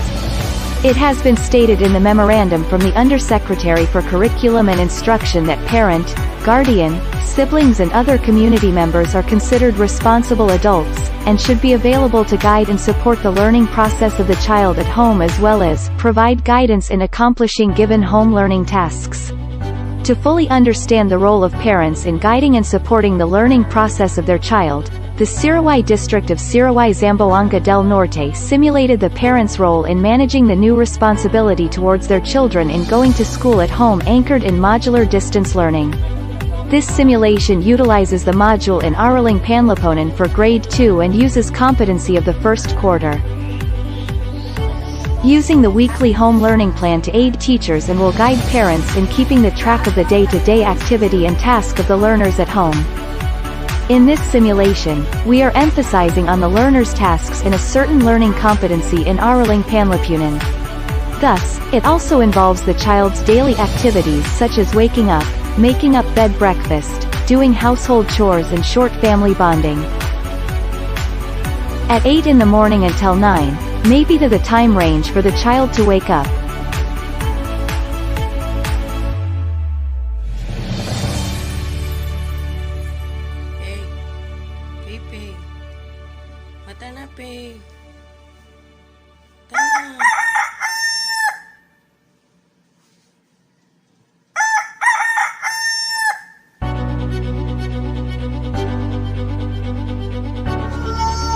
Make up her bed.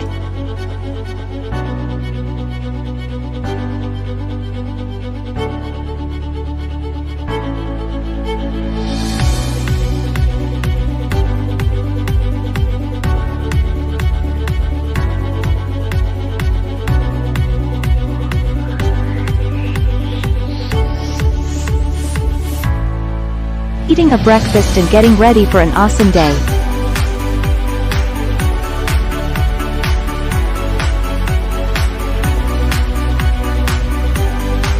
For 30 minutes, the child may have a short exercise or may do simple household chores, meditation or bonding with the family.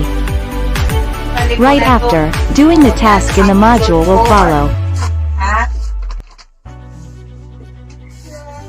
Sa ato ang palibot, saan sa'yo mo nakita sa ato ang palibot? Park. Ay, park diri? Hospital. School. Balay.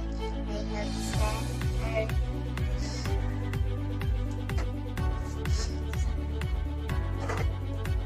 Na ano doon. Pag-raya. Daghan ka. Babalukan mo sa itawagan ang panaslatan ng right sa katawag ang sa ila ha. Balukan. O, parang po. namo. Okay. Nasuroy na ba nimo ang imong komunidad, ang atong palibot? Nasuroy na nimo, wala pa? Daghan pang mga tao ang namuyo diri. Daghan pang mga estruktura ang nakagtukod din. Angay nimong masayran nga ang komunidad nagdangkog sa mga tao o pamilya nga namuyo dinhi. So to, ang komunidad naglangkog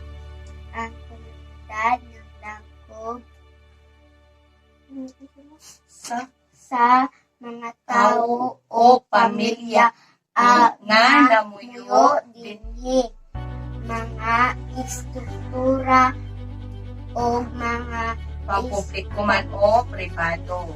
Okay. Sa aralin ito bilang mag-aral, inaasahan ang iyong Break time or playtime for a couple of minutes to refresh child's attention span. After the break, the parent gets the focus and attention of the child to carry on the module until suggested time in the plan. Nakasuray na ka sa ito ang palibot? Wala pa. Okay. Unsa-unsa pong mga building ay nakita?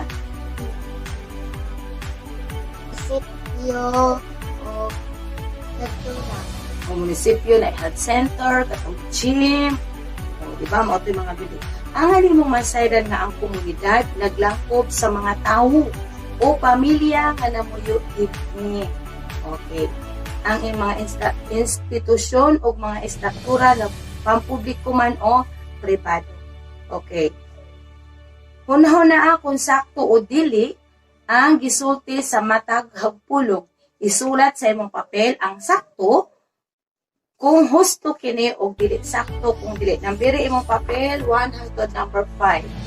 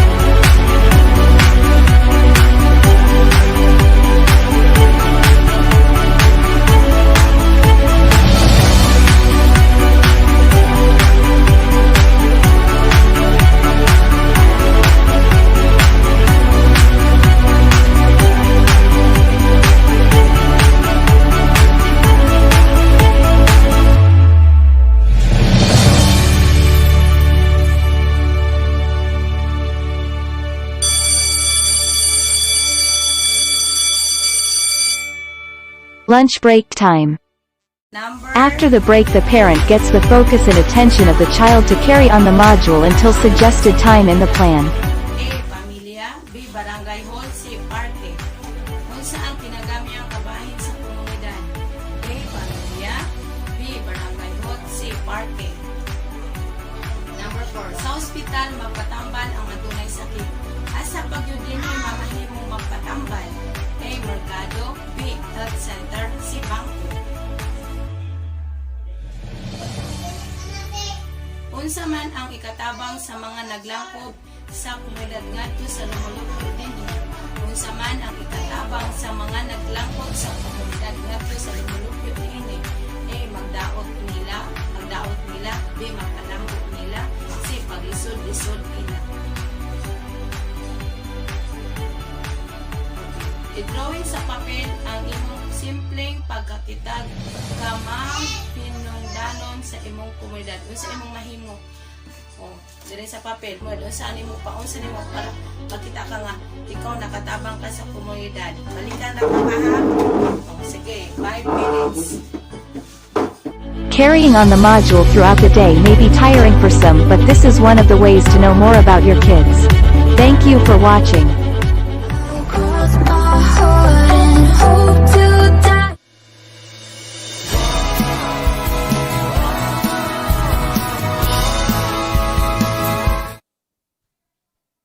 With the fast-changing world we have brought about by technology, we surely did consider the trend of being techno-savvy.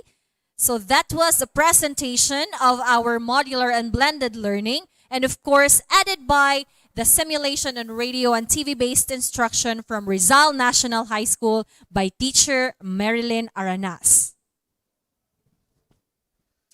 And those are manifestations and of course a guarantee that DepEd really wears their heart on their sleeves for the benefit of our learners. And countless are the thank yous to all of you. Quarantine and lockdown here and then, as we see and hear it on news. All this again, we owe it to COVID. And this has brought attention in the community, especially in dealing with psychosocial support and mental health awareness, not just for our learners, but for all of us in general. So at this point in time, let me give you our Medical Officer 3 to give us tips for us to be readily alert and aware. Let us welcome in Dr. Sonia Y. Uy.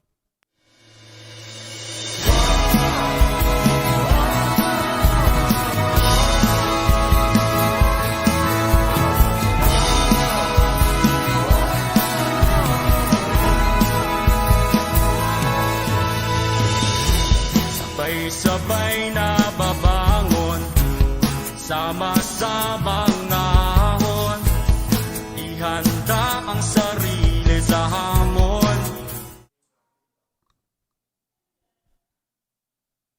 Hello. Better morning, everyone. I'm going to present to you psychosocial support and mental health awareness preparation. When we say mental health and psychosocial support, this includes people receive to protect or promote their mental health and psychosocial well-being.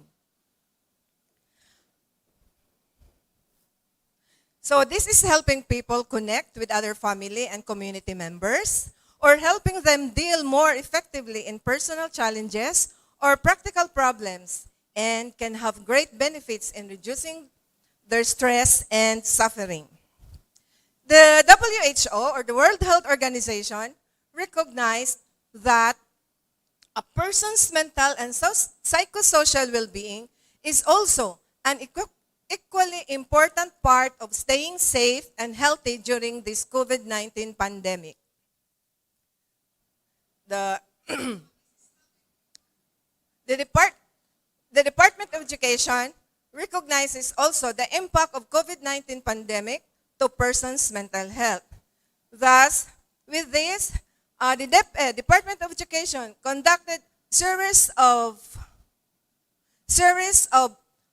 mental health and psychosocial support, or mental health and psychosocial support to teaching and non-teaching personnel in preparation for the opening of classes and as part of Brigada Eskwela activities. The realities of the new normal, which includes working from home, lack of physical contact to other family members, friends, colleagues, and the home-based learning of children, this can have impacts to a person's mental and psychosocial health. So as we enter a new school year, our learners and teaching personnel are about to make another series of adjustments that might become stressful to them. Please be informed.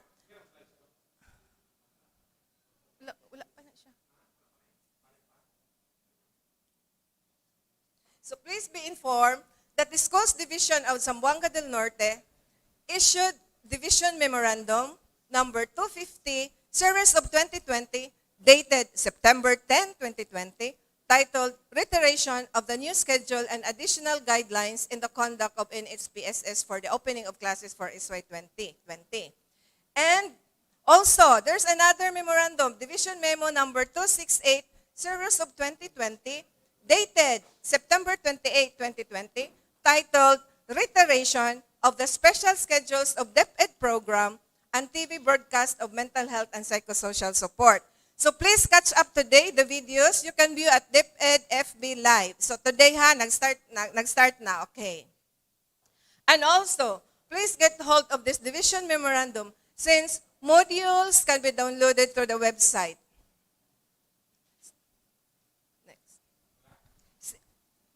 Since the first 5 school days of the first week of classes shall be devoted solely to discussion, facilitation of modules related to mental health, to ensure that learners and teachers are provided with mental health and psychosocial support services to help them cope with the impact of COVID-19. So please don't forget to access the link to download the MHPSS materials. Next.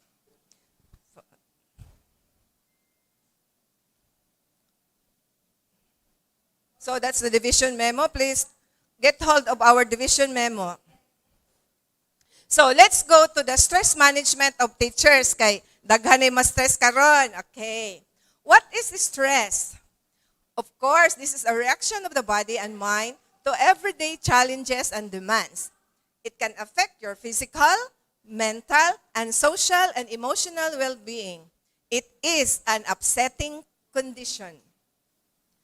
Stressful work environment contribute to problems such as headache, hebalo naman ang headache, stomach ache, sleep disturbance, short temper, difficulty concentrating, anxiety, insomnia, high blood pressure, weakened immune system, depressions, obesity, overeating unhealthy foods, smoking, drugs, and alcohol abuse. Include pa na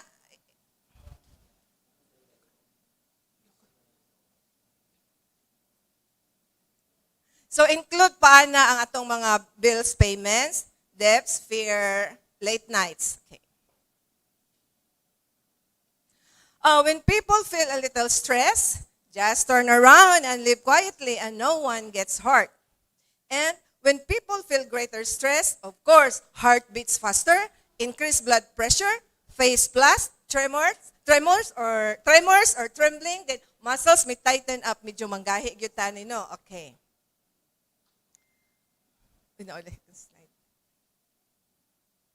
Okay. What are the list of stresses upon a teacher? So, mga teachers, paminaw mo. Number 1, lesson planning. True or false? Nabay ma-stress mahimog lesson plan? Especially in making lesson plans and checked by meticulous supervisors or school heads. Di ba, ma-stress ta? And then, accountability. Number 2, accountability for student performance. Sometimes, the teachers are to be blamed by parents. Or, if the students ba nga dili makakompete sa schools, during school competitions, the teachers, mas stress po na siya kay akong bata wa nakadaog or hapit makadaog. Okay? Then, classroom management and discipline. Since some parents have different styles in disciplining their children at home, lahi po ang classroom settings. Then, supervisory role. If you are stressed with your supervisors, or you have to argue as supervisors, or you have to open up to your supervisors. Okay. Mag-istorya lang mo. Kay basin mo ingon mo nga, Dok, ang supervisor man na naka-stress na. Joke only mga supervisors ha. Okay. Next, another stress sa mga teacher. Extracurricular activity. Example, mag-conduct mga monitoring. Dayon, next is the taking work at home. Especially with paperworks. Ang mga teachers, nagdala sila og mga paperworks. So, no time for family, especially with paperworks. And then, another mga stresses, you have difficult students, difficult classes because of individual differences. Okay, next. So, lack of administrative support, especially if you request something, then dili granted. Moingon day mo, ay Doc, layo, magug ko sa dughan mo nang wala na stress ko, kay wa ko tagai. And also, pressure from parents, how to deal with parents in dealing with children. And then, another stress is a teacher. Teachers' evaluation, mas stress yun ta, especially taga-division office mag-evaluate. So, ang mga thesis, murag, naunsa day, kuma, murag nagkurug-kurug na, okay. Napay na inaana, or wala rapod no, kay maayo ra itong mga teachers. And also, ongoing learning. We always update our learnings. You have to attend seminars, webinars, or trainings. Ano na, ma-update ta. Then, another stresses, job uncertainty, especially in dealing with promotions, or na-promote baghako, or na-reclass baghako. Okay. And then, integration of intelligence and technology, especially computer age na taron. So, morag daghan na makarelate na no nga, computer age na ta. And then, Another stress is kani pong change in curriculum. Especially now nga modules na ta in this COVID times, modular. So online na ta. So nanay teacher na high blood. Dok, na high blood ko kay naghimo mi og modules dok, wala ko itulog. Actually true na siya ha. Okay. Next. So what are the behaviors in stress conditions? So it can be, there are two responses. It can be fight or flight. When we say fight, we have to battle with, when we say fight, we have to battle with the stress-causing factor. Then when we say fight, when we say fight, we have to battle with the stress-causing factors. Then when we say flight, we have to escape from the stress-causing factors. So these are called the acute stress response. Next. Okay. So fight or flight response triggered by the release of hormones that prepare your body to either stay and deal with a threat or to run away to safety. Then, when we are under the threat, the response prepares the body to either fight or flee or escape. Next. When you notice that you are becoming tense, you can start looking for ways to calm down and relax your body. Okay. Next. Let's go to understanding the causes of stress in your life. Understand the long-term stresses in your life. Kung long-term, this is chronic. Example, financial difficulty, loss of job or unemployment, unhappy relationship or marriage, and caring for a sick or aging loved one. So understand the most serious sources of short-term stresses. So kanang short-term, acute na siya, dali ra na siya. Like stuck in the traffic, nagdagan-dagan ta, kay na late na ta sa trabaho, kay na traffic. Then, speaking in front of a group of people. So, makarelate ta na kay sinaling kamot na dyan ko maka-speak, pero nagkurug-kurug na dito. Then makes best use of all these resources available to your example, mga exercise equipment. Then, find stress management techniques that will be helpful. So, what are the stress management? Example, 10-minute walk, which reduces endorphins in the system that cause stress. Practice mindfulness. Example, focus on breathing. Breath in silence or breathing exercises. Then create an exercise regimen. Aron ma-reduce ang stress. Then you can also write a reflection journal. So all thoughts and process events that have happened. Then organize yourself. Create a planner in order to get your thoughts straight. Then plan. Okay. Tips to reduce stress. Learn to plan. Learn to manage your time effectively. Recognize and accept limits. Accept that there are events that you cannot control. Set limits appropriately and say no to requests that would create excessive stress in your life. So, kabalo ta mo answer og no ha kung dili gyud nato makaya. And then, talk your problems, especially to someone you can trust. You can talk to family members, friends, trusted clergymen, mga pari ba, or your doctor or your therapist. Then, decide to be positive. Learn to be optimistic, not pessimistic. So be realistic, anticipate difficulties, but don't make it let you down. So anticipate sa itong mga difficulties. Okay. Okay, love yourself more than anybody else. Murag selfish paminawon no, love yourself more than anybody else. According to Mandy Hale, it is not selfish to love yourself. Kaya selfish ka pa love yourself. According to Mandy Hale, it is not selfish to love yourself, take care of yourself, and to make your happiness a priority. It is necessary. And also, self-love is not selfish. You cannot truly love another until you know how to love yourself. So we cannot give love if you don't love yourself. Next. Kinahanglan, give love you tapirmi. Okay. Exercise. Exercise regularly. Your body can fight stress better when it is fit. Exercise is one of the best way to relax your body and mind. Then change your surroundings. If there are painful memories, make time to travel or go to vacation. So, sorry lang ta. Then, coping with stress. It is normal to feel sad, stressed, or overwhelmed during a crisis. It's okay to not be okay according to the popular K-drama, di ba? And also, according to Lori Deschênes, you don't have to be positive all the time. It's perfectly okay to feel sad, angry, annoyed, frustrated, scared, and anxious. Having feelings doesn't make you a negative person. It makes you human. It's okay to make mistakes, to have bad days, to be less than perfect, to do what is best for you, to be yourself. Then talk to people you trust, or a counselor. To the person you can trust, express your problem. And maintain a healthy lifestyle, proper diet, enough rest and sleep, mga minimum of 8 hours, exercise and social contacts with friends and family. Wala, naunsa na to.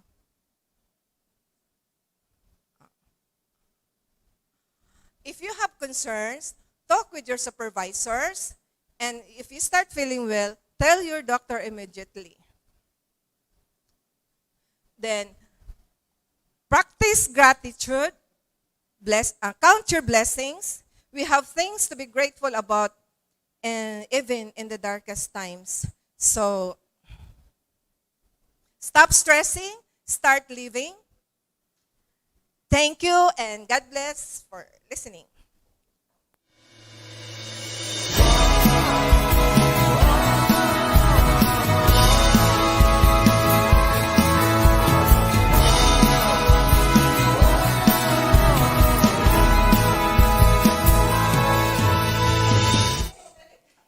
There you have it, ladies and gentlemen, a gentle reminder from our experts.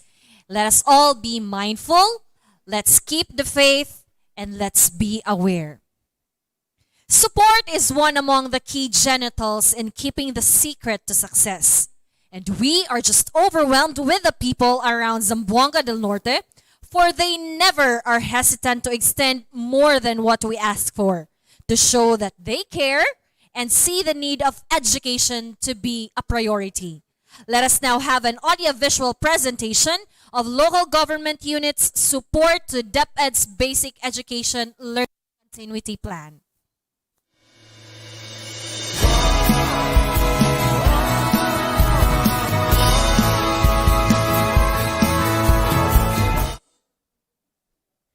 Ang sabi po ng ating secretary, the success of Basic Education Learning Continuity Plan will depend very heavily on parents and community support.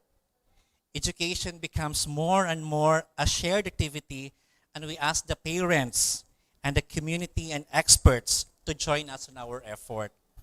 Ang sabi din po ng ating DILG Secretary, in aid of 2020 Brigada Eskwela and Uplan Balik Eskwela programs, I enjoin all LGUs and all barangays to assist the schools within your jurisdictions to adjust to the new learning modalities. Ang sabi nan po ni Yusek Jonathan Malaya, ang ating pong DILG spokesperson, sabi niya, in a crisis, we need all the help that we can get. At ang SEF ay tulong na tinatadhana ng ating batas para sa pagpanatili ng matibay na pundasyon at kalidad ng edukasyon sa ating bansa. Hinahikayat po natin ating mga LGUs na gamitin ito ngayong malaki ang kinakaharap na pagsubok ng ating sektor ng edukasyon. So with that po, gusto ko nating i-recognize yung ating mga mayors sa pamagitan po ng kanilang mga SEF or yung Special Education Fund, kanilang mga support po sa ating education. I'd like to start with yung ating Rizal po. Meron po tayong 735,900. Ito po ay ginamit sa printers, thermal scanner, supplies, hand washing facilities. Yung ating Sibutad po, thank you Mayor Kaidik. Nagbigay po sila sa kanilang Special Education Fund, 939,698 pesos. Ito ay ginamit sa pagbili ng riso machine, printers, inks, school supplies, repair and maintenance of school buildings, and internet connectivity. Sa La Libertad po, thank you very much, Mayor Humalon. Ito ginamit meron po siyang binigay sa Special Education Fund na 409,293. Ito ay ginamit sa bibili ng printers, internet connectivity, laptop, desktop computers. Sa Pinyan po, maraming salamat po, Mayor Carion. Nabigay po silang 1 million through SEF. Ito ay ginamit sa pagbili ng school supplies. Meron po silang naka-budget for utility expenses, printers and photocopying machines, fixtures and water system. Sa Mutya, maraming salamat po, Mayor Adaza. Meron po silang SEF na naka-budget po na 280,000. Ito ay ginamit sa internet connectivity, repair and maintenance, relocation and titling of school site, printers and laptop, and school supplies. Sa Sergios Menya, maraming salamat po kay Mayor. Meron po siyang binigay na 409,293. Ginamit ito sa pagbili ng smart TV, internet connectivity, laptop, printers and inks, schools and office supplies. Sa Polanco po, meron po siya naka-budget na 2,208,958. Ito ay ginamit sa internet connectivity, repair and maintenance of school buildings, relocation and titling of school site, printers, inks, laptops, and school supplies.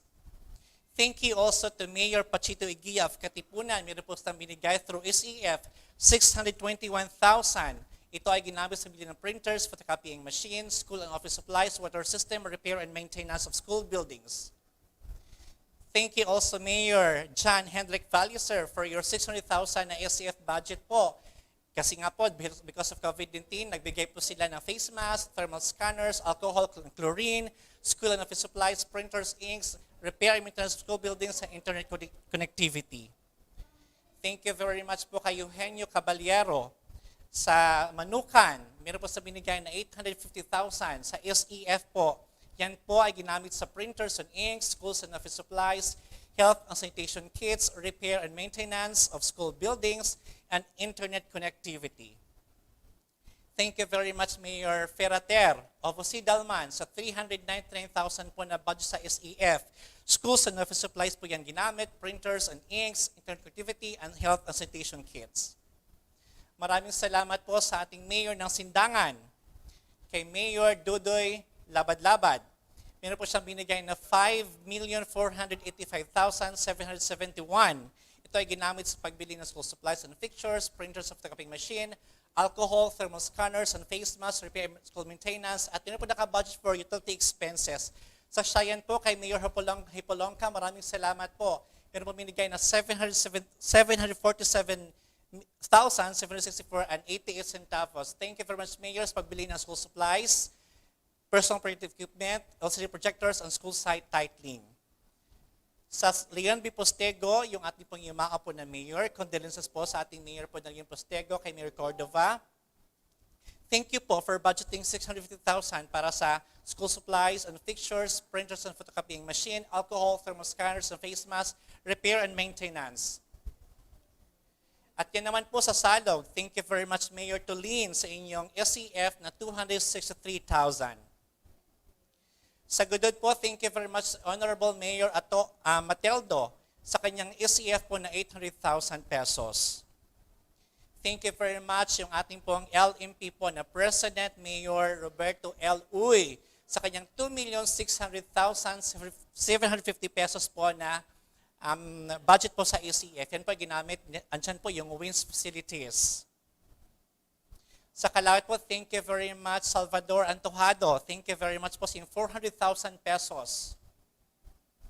Sa Tampilisan na 2,208,958 pesos and 48 centavos. Thank you very much Mayor Carlotto. Thank you for budgeting utility expenses, repair maintenance of supplies, relocation and titling of school site, printers and laptops, and health and sanitation kits. Sa Labasan po kay Mayor Eddie. Thank you very much, Mayor Eddie, po sa inyong 1,254,238 po na budget sa SEF.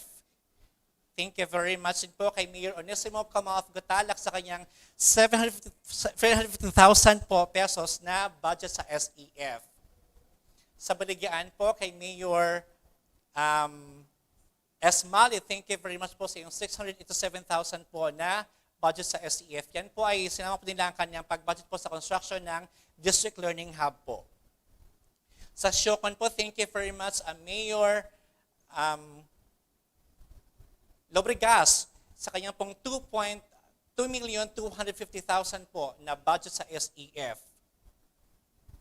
Sa Siroy po kay Jenny Him, thank you very much sa kanyang 1.6 million po na budget sa SEF po. Kasama din po dyan ang pag-construct ng bagong school building.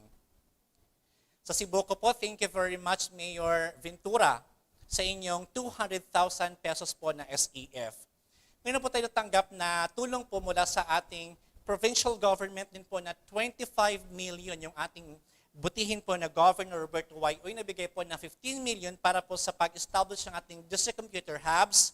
More or less sa 300 po yung ating computer units po na pamimigay po sa mga sa 35 districts all-throughout of Zamboanga del Norte.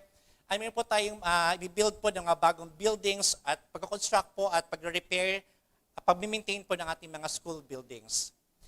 We also would like to thank our congressman of the 1st District pagbigay po ng Disrupt computer po na ito po ang ginamit natin sa ating production room dito sa division office.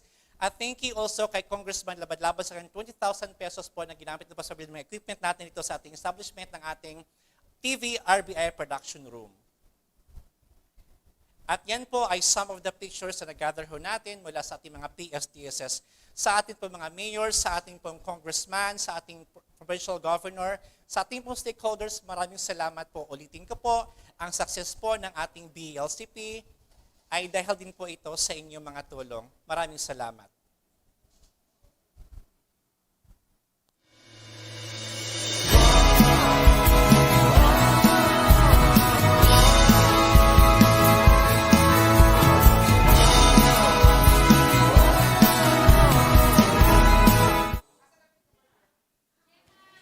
It is our remiss if I will not be able to say our biggest thank you and sincerest extension of our appreciation to all of the local chief executives from the 25 municipalities of the province of Zamboanga del Norte, to our honorable mayors, congressmen and women of the 3 congressional districts, our very own provincial governor Roberto Y. Uy. Again, thank you so much for offering a helping hand to DepEd.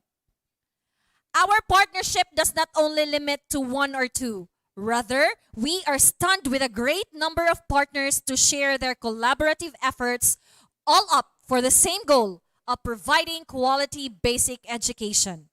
Without much ado, let us hear messages from our stakeholders, starting off with the Supreme Student Government President from Rizal National High School, followed by the Punong Barangay at the same time, the President of Tampilisan National High School.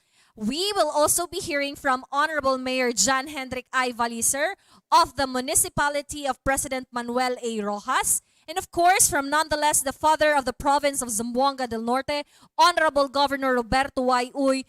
And of course, a message from our very own Regional Director of the Zamboanga Peninsula, Dr. Isabelita M. Bores. Let's take a look. Good day, everyone. Today is our school year opening kick-off program, and I will grab this opportunity to give some encouragement to my co-students. It is obvious that we are facing a lot of challenges now, especially in education, but this should not stop us from educating ourselves and reaching our goals in life. I encourage you to strengthen your hope and enhance your characteristics by getting involved with technology-based activities that the Department of Education is implementing now, just like DepEd Commons and webinar for students where we are provided with video-based instructions. These are only few of those programs that the Department of Education developed to ensure learners' continuity of learning as we are still waiting for this pandemic to end. To be optimistic. To be optimistic is what we need to become now. I believe that we will get through it. We may not be 100% sure that this mode of learning will be as effective as normal classes, but I know that our educators will make it happen. Let's just keep on supporting each other and everything will follow. But above all, always remember that whatever situation you may face, put it all in God's hands. Once again, good day.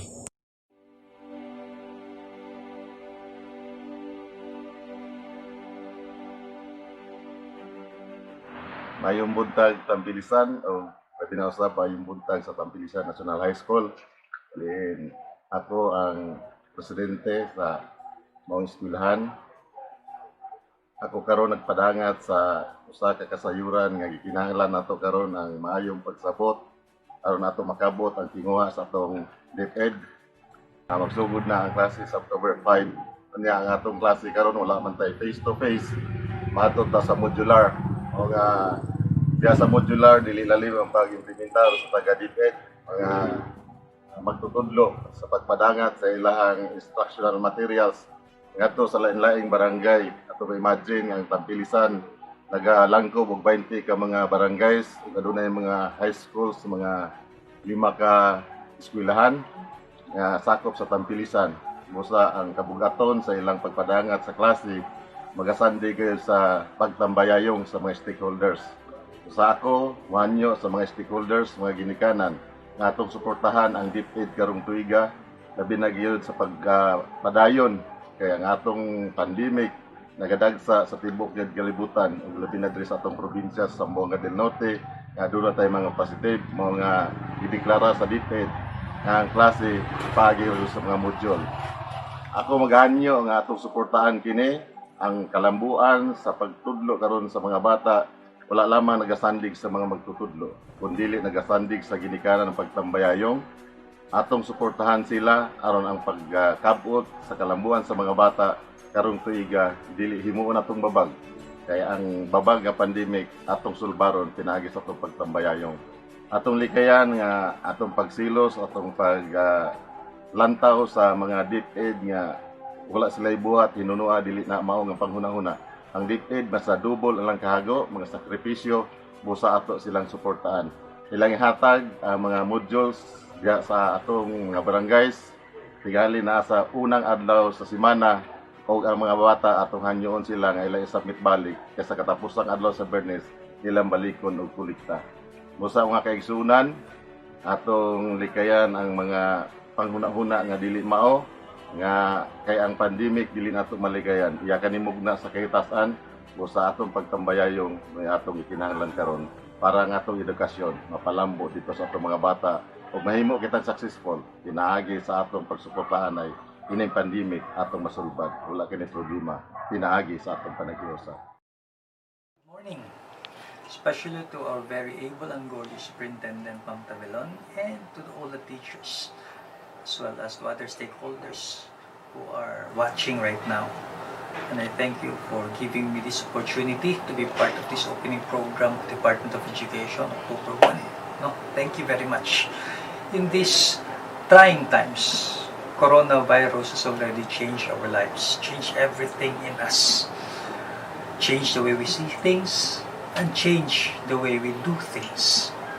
However, this time also gave us an opportunity to be a gift to everybody. Those who have already shared a lot, and those who have not, until now, they have survived. Our educational system is also changing. It's also affected. And the people behind our system are, I think, still trying to figure out on how to really deliver to our children the best gift that we can give them, their future. As the local chief executive of Rojas, I am really wary on how to help our children right now. Very, very hard. It's very, very hard for a local chief executive. But still, I am open my mind on how to help people, on how to help our kids, and how to help our educational system I have wished or I have tried to set up a radio station for a radio-based instruction, and at least also make up some community hubs with the help of the barangay captains, with the barangay council. We have also given our share to put up hubs to bridge the gap between of the face-to-face learning for children or even parents who doesn't know how to read. At least in this way, we can help the community. This will be run by the barangay itself, and hopefully this will make sure that our children have really learned something out of the modules that's given by the Department of Education. Rojas will try to help each other. Rojas right now is so lucky to have the principal, to have the teachers, to have the community trying to unite, trying to help each other in these trying times. And as the local chief executive, I shall do my best to share all my efforts so that I can bring the dreams of our children to reality. Long live our educational system. Give the best for children. Good morning. Good morning, especially to our very able and gorgeous Superintendent Ma'am Tabelon, and to all the teachers, as well as to other stakeholders who are watching right now. And I thank you.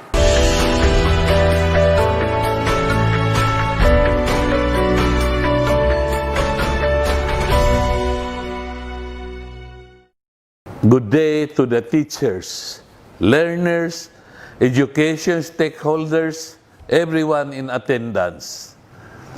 Do not be anxious about anything, but in everything by prayer and petition with thanksgiving. Present your request to God, and the peace of God which transcends all understanding will guard your heart and your mind in Jesus Christ of Nazareth. Amen. The year 2020 has taken us to a roller coaster ride, constantly turning and twisting every fiber of our faith and sanity. In most parts of the world, people are in despair, having lost a sense of direction when everything turned against our human plans. While we have our share of difficulties, during this trying time, our province did not falter. We stood stronger than ever, relying not on our frail human minds, but drawing strength from the goodness and guidance of our Lord. The start of the Brigid Escuela and Oplan Balik Escuela is quite peculiar. This year, everything has to be truly thought of so as to adjust our current situation. While we understand the seemingly inconsolable worries of our parents, we would like to give you the assurance that the Department of Education, together with our partners from the different government agencies, are exerting the utmost efforts to ensure the safety of our learners without robbing them of the opportunity to learn and enhance their life skills. I ask the parents, learners, teachers, and everyone involved in the learning process of our children to trust in the Lord with all your heart. Do not rely on what you think you know. Let us trust each other. Now is not the time to be weakened. Instead, now is the time to display the strength of our oneness and cooperation, as it is said in Deuteronomy chapter 31, verse 6. So be strong and courageous. Do not be afraid. Do not panic before them. For the Lord your God will personally go ahead of you. He will never fail you nor abandon you. Thank you, and God bless you all.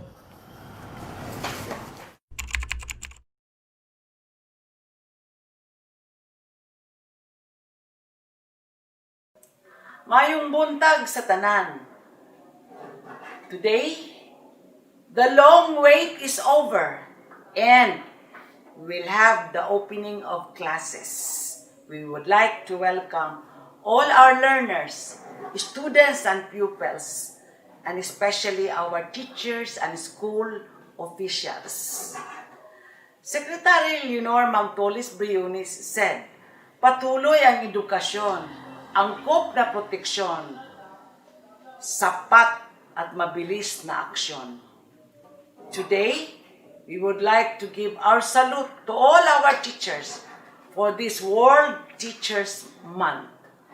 We thank you for your cooperation, for your dedication and commitment as you join us in the preparation of all our learning materials as we open school year 2021.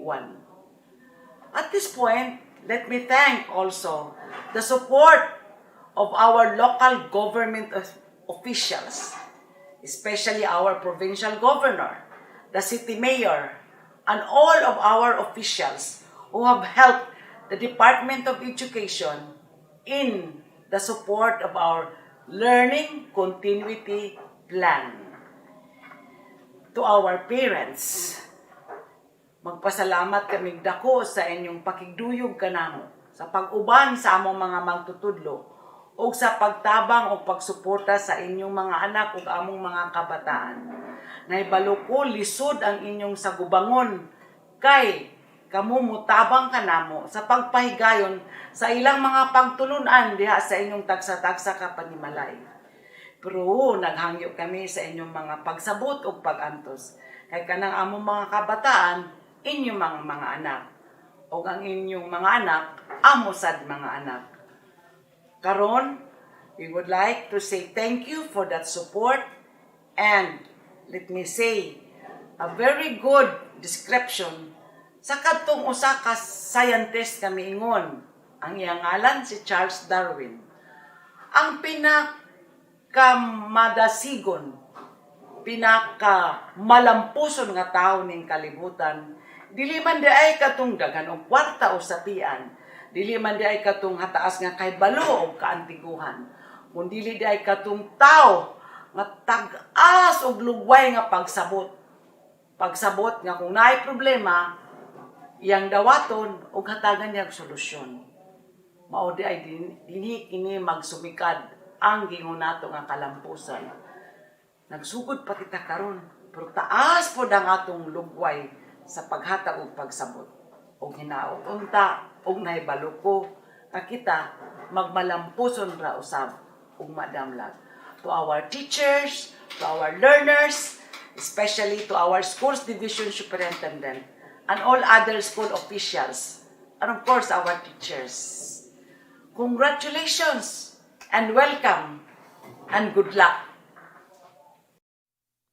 We thank you for sharing your time with us to impress your support to DepEd Zamboanga del Norte Schools Division. Again, thank you so much to our SSG President, Sergio Aranas II, Honorable Noel P. Gongob, Honorable Mayor John Hendrik I. Valiser, Honorable Governor Roberto Y. Uy, and of course, our symbol of torch and light for Zamboanga Peninsula, DepEd Regional Director Isabelita M. Bores.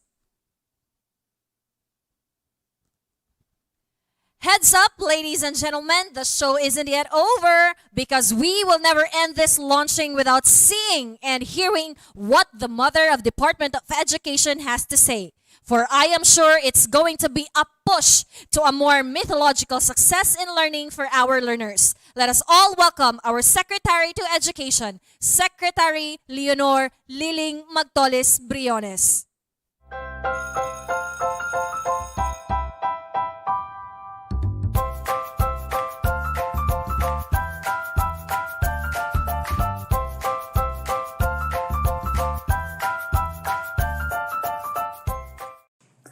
On behalf of the Department of Education, and on my own, of course, on behalf also of our parents, our supporters, our officials, civic organizations, as well as individuals our political leaders and supporters, we are truly honored and we welcome each and every one of the 24 million learners all over the country to this historic opening of classes for school year 2020 and 2021. For the past few months, our world has been filled with uncertainties as we face this unforeseen and hidden enemy.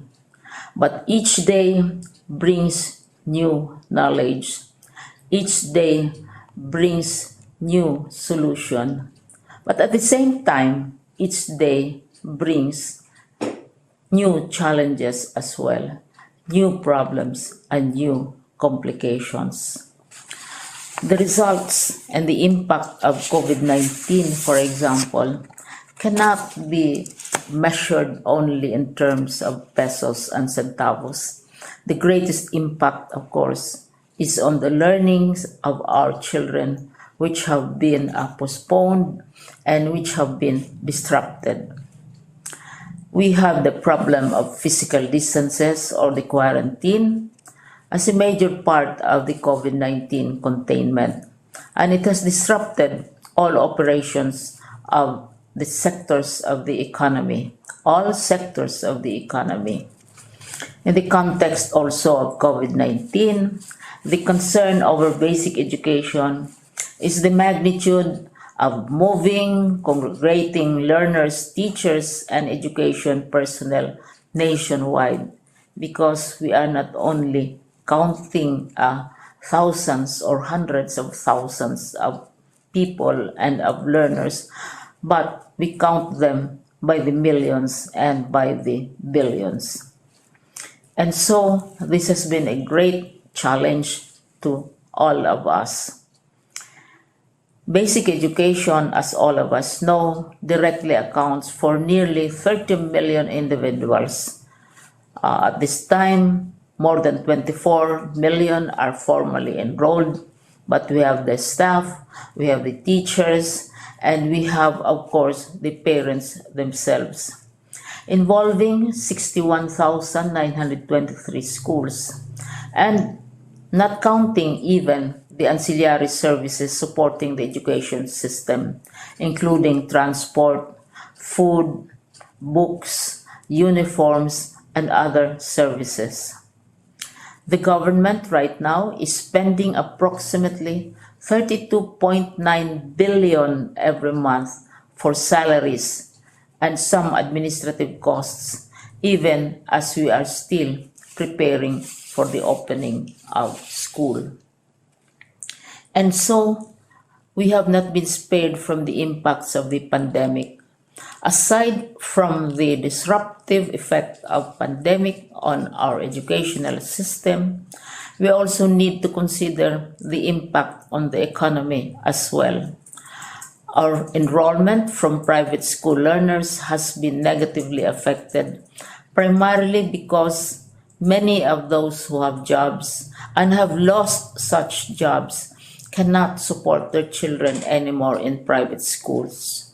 This has resulted in massive migration of learners from the public school, from the private schools, to the public schools, as well as migration of teachers also.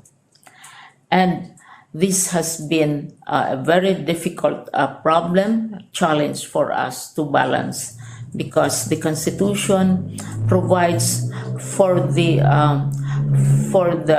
provision both of public and private education as complementary to each other. But as we continue to confront the issues brought about by the pandemic, by the economy, and the varied impacts, we continue to repeat endlessly our call that no matter what happens, and I said this at the United Nations General Assembly, learning must continue and education cannot wait Our children cannot wait. We cannot afford a delay of even 6 months to 1 year of the learning process, because we all know that the damage would be incalculable. This is why immediately after the government announced the series of community quarantines starting last March, we were instructed to close down our schools. After so much debate in the cabinet, as well as among our local governments who are our major supporters. The first thing that we did when classes were closed for the last academic year was that we wanted learning to continue. And we were determined to continue the learning process, pandemic or no pandemic, disruption of the economy or no disruption at all. And so we developed the learning continuity program. We spent a few months debating among ourselves as to how we can continue the process of learning and also continue bringing in children to the fold of the educational system, even as all these disruptions were going on. And so we had these following principles. Our first consideration is to protect the health, the safety, and well-being of learners, teachers, and personnel, and prevent the further transmission of COVID-19. Our President, Rodrigo Roa Duterte, has been very firm and has put this forward as his non-negotiable stance insofar as the opening of classes are concerned. Health, safety, and well-being of teachers, of learners, and of personnel. Second is to ensure continuity of learning. We all know that even 2 months, 3 months of delays in the learning process will have incalculable damage. Third, we also had to make sure or to facilitate the safe return of our learners and teachers to school when face-to-face classes will already be allowed by our President. Fourth, and this is very, very important, we want to be sensitive to equity considerations. The shift to other methodologies of learning, the shift to other approaches of transmission of learning has strong equity considerations in terms of requirements of facilities, of tools, of books, and gadgets which are necessary to facilitate such shift and change. And finally, we have to link and bridge our original pre-COVID policy of pivoting to quality. Even as we decided to continue the learning process, we also are determined to hold on to our policy of educalidad or quality education. And so we agreed on the blended learning approach to the transmission of learning to our children. Blended learning is not exactly new. It's not a new invention. It's not created by this administration in the Department of Health.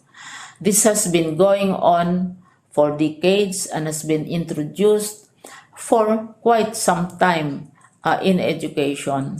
The difference is that greater emphasis now is on the blended aspect. The difference is that while blended learning always includes face-to-face sessions with the students, this time, for this particular period, we are introducing blended learning without the face-to-face component. And of course, this is a challenge for us. Therefore, we would like to express our appreciation to the 24 million learners, some of whom have been writing me and telling me, Secretary, these are the 9-year-olds, the 8-year-olds saying, Secretary, I want to go back to school. I want to be in a class again. To the parents, perhaps easily, 48 to 50 million parents who accept the fact and who are urging us to continue teaching our learners. To the government, especially our president, who promised to even scrape the bottom of the financial barrel, if only to support all our initiatives for blended learning, except face-to-face at this time. To the legislature, which is now looking very carefully at the budget of the Department of Education and finding ways to support all our efforts. To the various institutions, international, local, who have given their help, their advice, and their encouragement. To civic organizations of professionals, of concerned citizens who have nonetheless continued their tradition of giving aid to our efforts in the Department of Education. And most important of all, the parents. And even equally important, the people, the individuals in the Department of Education family, starting with our teachers who have articulated again and again that the reason why they are teaching is to serve the country, to serve the learners. The reason why they are staying is not necessarily for material reasons. They are staying because they are concerned about our learners. All of us want to continue the process of education for the sake of our learners. And we thank not only, in addition to our teachers, to our staff, we also thank our officials in the Department of Education, who for the past 6 months have been working 24 hours a day, 7 days a week, lacking in sleep, continually meeting, continually exchanging experiences, trying out new approaches, coming out with also many strategies, because right now there is no one size which fits all. The approach of the schools differ one from the other, and I thank all of them for coming together, for bearing with all the challenges, because our children need to be supported. And so, as we open another school year, a historic school year, a victorious school year, because in spite of all the pressures to discontinue the learning process, in spite of all the criticisms, the curses, the screams, and the shouts, 24 million learners still want to go to school. 50 million parents still want their children to go to school.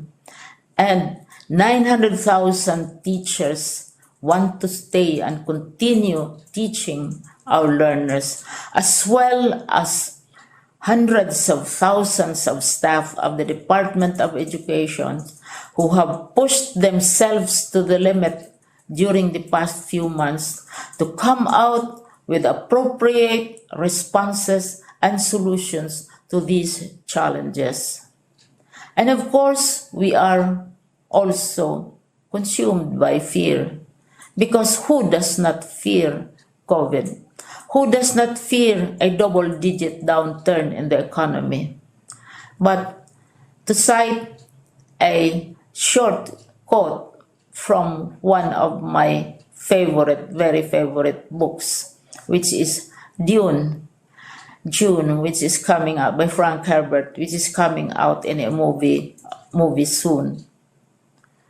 The fear is there, but beyond fear itself, destiny awaits. Our destiny is an educated people, educated learners, and a great nation and country. Thank you.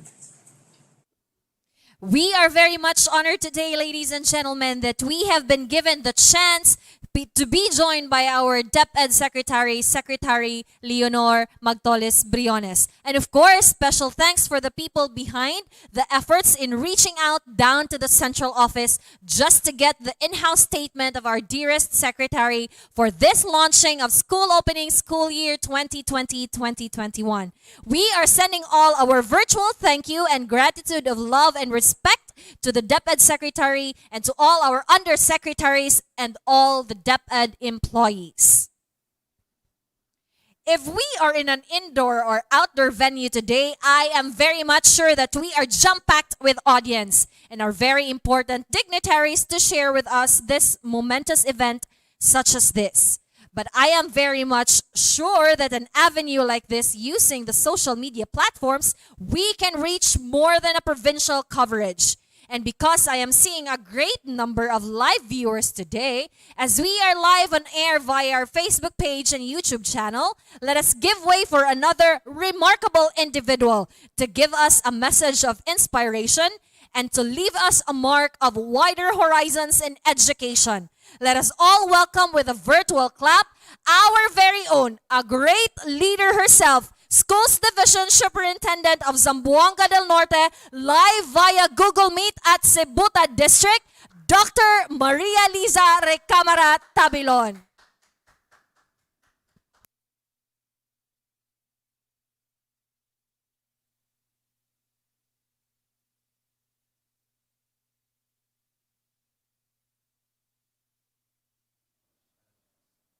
Or either in their homes, offices, or any off-site locations, viewing the live stream of this program, Mayong Buntag.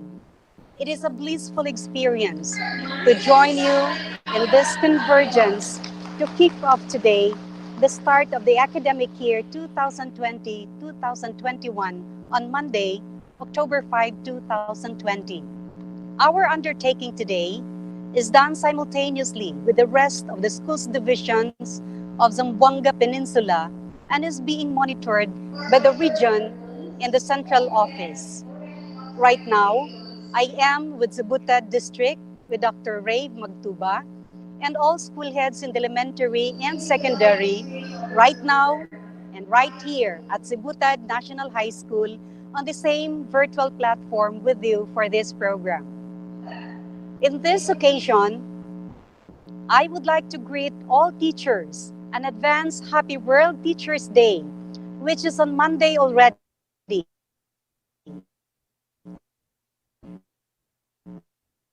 Coinciding with the first day of the school year. Indeed, a remarkable day to renew to the noble service as teachers, the agents of change. There is good news that awaits for you. By Monday, teachers will already have your 100,000 World Teachers Day incentive benefit, plus the 500 medical checkup allowance. Ladies and gentlemen, just don't altogether rush to the ATM kiosks on that same day. Mga kaigsuunan, subay sa balaod, President Duterte has approved the recommendation of the Department of Education to move the school opening to October 5 from the August 24 schedule. In a memorandum signed by the Executive Secretary Salvador Medialdia on August 14, we are instructed to ensure that all preparations have been made for the smooth and successful virtual and/or modular distance learning for the academic year 2020-2021.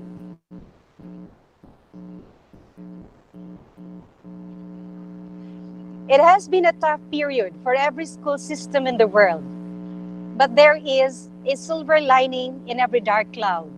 School systems in many countries have just had to adjust to blended forms of learning in response to the pandemic, using the internet, TV, and even radio as alternate platforms for students to gain access to education and other resources, in the absence of which, and in the case of the province of Zamboanga del Norte, learning modules are being printed so that this will be delivered in various pickup points for either parents or for the village officials to distribute to the learners. The first principle that we adhered and which we are committed to in compliance with the President's directive is to protect the safety, health, and well-being of our learners, teachers, and personnel, and to prevent further transmission of COVID-19. But at the same time, we want to ensure learning continuity. This is our battle cry that learning must continue. We cannot allow ourselves to continue to live in fear, to be immobile, to stagnate.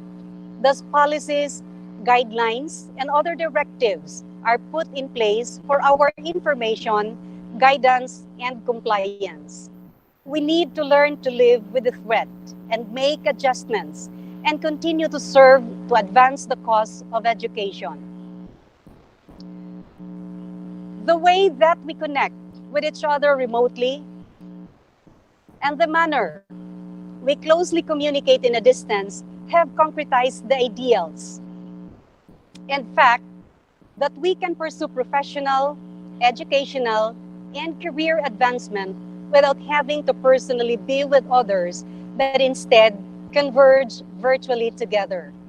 Ang atong pagpakigharong sa hagit, nagsugod pa lamang, and there is still a long way that we can prove our worth and how effective and efficient are our initiatives for the children. Many remained hesitant to use and apply the 21st century learning, which now is what is most applicable. Understandably, because our technological infrastructure is either not ready or still insufficient. We all are heading there nonetheless.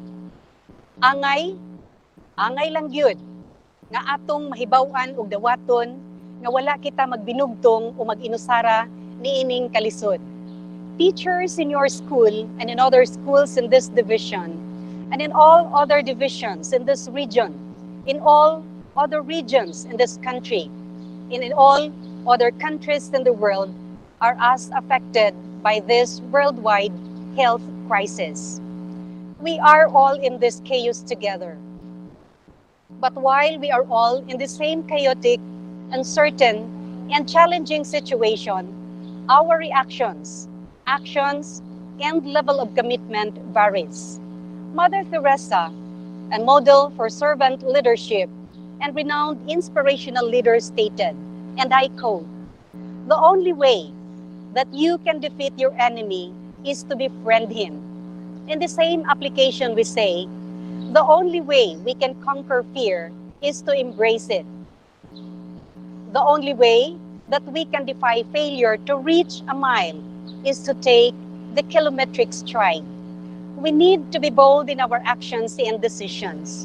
We need to have conviction. Well-calculated risks must be taken. We do not wait for the destructive foe to discover and hit where we are weak to totally eradicate us, but for us to realize and accept where we have not been strong and ready. We need to continuously find ways to do something and to become stronger. COVID is here, and COVID is real, which we need to learn to live with. It may stay longer than we expect, ug mas mudako ang kaalaot nga atong mahiaguman kung human nga giparalisa ang atong naandang kalihukan, magpaundayon ug mutugot na lang pud kita nga maparalisa apil ang atong panglawas, pangwenta, panginabuhi ug ilabi na ang kabataan nga mao ang paglaom alang sa maayong kaugmaon. Gihimo nato ang mga lakang paglatid sa mga polisiya ug pagpahibalo niini sa tanan, isip giya sa tukmang buhaton aron nga samtang gipadayon nato ang atong gimbuhaton, padayon pud kita nga nagaamping ug nagpalikon sa atong panglawas. Our safety and the safety of others are our responsibility. Sama nga ang atong tingusbawan nagaagad kanatong tanan. Giawhag nato ang tanan, lakip ang mga ginikanan sa pagdawat ug pagkondisyon sa hunahuna nga dili gikinahanglan nga muundang ang pagkat-on sa kabataan luyo pa man sa COVID. Kung andam ang atong hunahuna, andam kita sa umaabot ug kita tanan mamahimo ug magpabilin nga lig-on ug nagkahiusa aron isulong ang dekalidad nga edukasyon alang sa atong kabataan.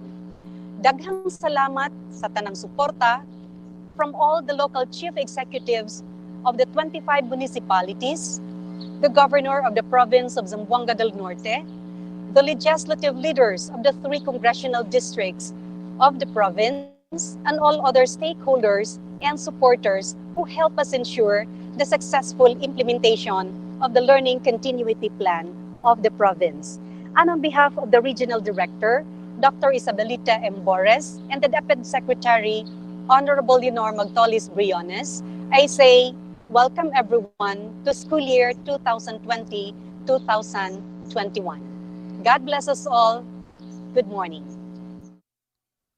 Thank you so much, Dr. Tabilon. Indeed, you are one of those considered to be heroes of your own successful story already.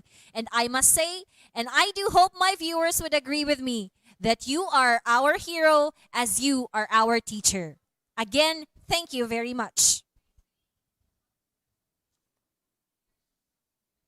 As what I have said, we are live here today via our Facebook page and YouTube channel, and we know the clamor of questions or inquiries that you might want to ask, which needs answers right from the mouths of our DepEd officials. But before that, I just got a beep here from one of my colleagues that I got to have, or I got to say a shout out.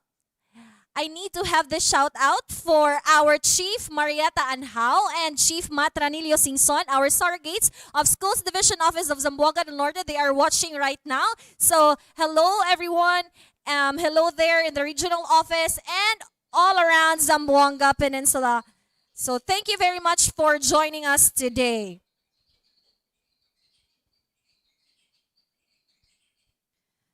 So our dear viewers and listeners, we are now welcoming series of questions live from the feed of our social media platform. With us, of course, live via Google Meet, our Schools Division Superintendent, Dr. Tabilon, our 3 ASDSS, Dr. Rumagera, Dr. Ramos, and Dr. Gumapon, together also with our CID Chief, Chief Lilia Abelio, and of course our SGOD Chief, Chief Joy Latran Singson. Let's get down to our first live question of the day.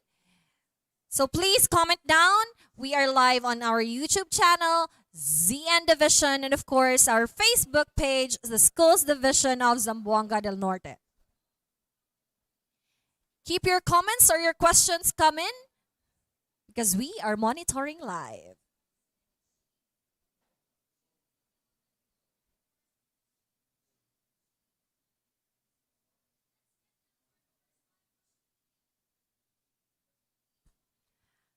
I believe our parents and our learners or other stakeholders are watching us live. So instead of waiting for questions to come in our chat box, we would like to hear at this very moment our CID Chief, Dr. Lilia Abelio, if you can add anything in terms of our modular blended learning. So under this new normal, again, we are adopting to this what we call the new norm of today. So let's welcome in Dr. Lilia Abelio.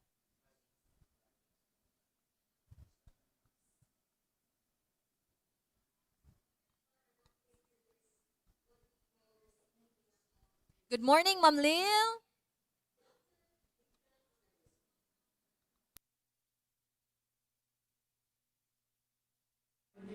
Good morning, Zamboanga del Norte Division. Yes, watching from Piña National High School. With me is the Public Schools District Supervisor, Dr. Glenda Gudmalin. With me is the Public Schools District Supervisor. Hello there to our teachers, our PSDS of Pinian District. You can be viewed live via our FB page and YouTube channel. Kaway-kaway naman dyan, mga teachers natin. Happy World Teachers Day, everyone! Hoy, wala ko nag-appeal. Ma'am Glenda, you can be seen already. Hello po. Kaway, kaway, kaway, kaway. Yes. Okay. Yes, and that's a live broadcast from Pinian District. So now, ladies and gentlemen, Ma'am Lil, if you are ready, we want to hear more of what we can offer to our learners, especially that our parents are watching us live via Facebook and YouTube. Ma'am Lil, if you are ready, we want to hear more of what we can offer to our learners, especially that our parents are watching us live via Facebook and YouTube. For the schools division of Zamboanga del Norte. So, silent na lang nag-start. Diri na kay padool ni mo, ma'am, ha?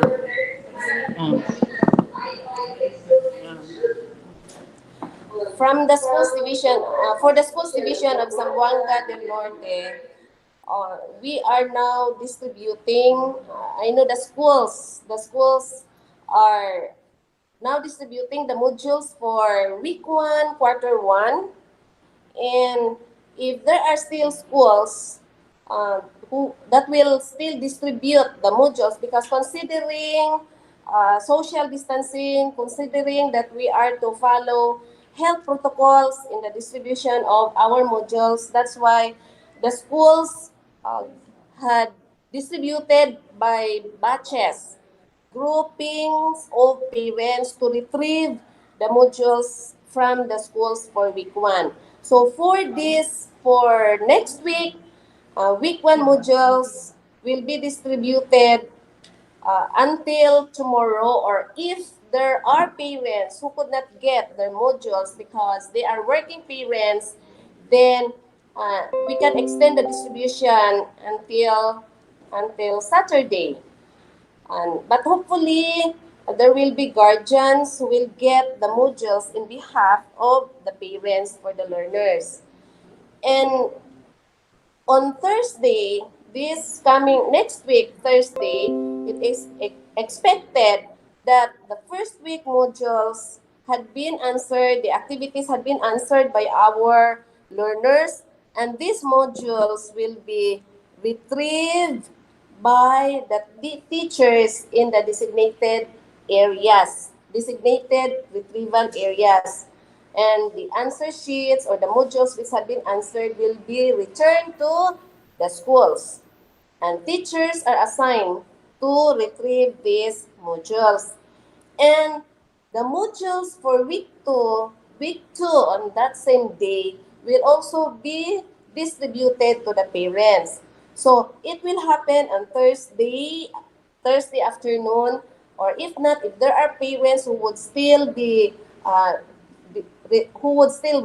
the modules early morning or in the morning of Friday, then distribution will also be of the second week will also be early on Friday, because the teachers will be given the time to compute and to check and to compute the result of the assessment or activities answered by the teachers on the module, and it will take place every week thereafter. And so that there will be one-time retrieval and distribution of modules. And for the following week, the same procedure will be done. And these modules are already in the schools. Some of these modules are now in the hands of our learners. So I would say we are ready for the opening of classes, school year 2020-2021. And I'm so thankful in behalf of our schools division superintendent and the three assistant schools division superintendents and all the PSDSS, the school heads, and also our partners in the SGOD. Thank you so much for your cooperation. And to our LGU, to our partners, our municipal mayors, our barangay officials, the PTCA, everybody who helped us in the distribution of these modules and also in the retrieval of these modules, and even in managing social distancing during the distribution of and retrieval of these modules. Thank you ever so much for the support given to us. In this difficult time, amidst pandemic, we can deliver education and we can implement the learning continuity plan because we have you, our stakeholders, with us. Thank you ever so much. Good luck. God bless to all of us. There you have it. Thank you very much, Dr. Lilia Abelio, for that very clear and vivid view of what are we gonna offer. Hopefully, this coming Monday, October 5, 2020, for the reopening of our school year 2020-2021. I believe we are not seeing or we are not viewing any questions right down in our comment box. So let me move forward. We should also hear a message from our SGOD chief. Nonetheless, Dr. Joy Latran Singson.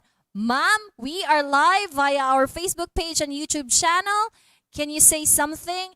Anything that you can add up to what Ma'am Lilia said and to all our top officials? Ma'am Joy?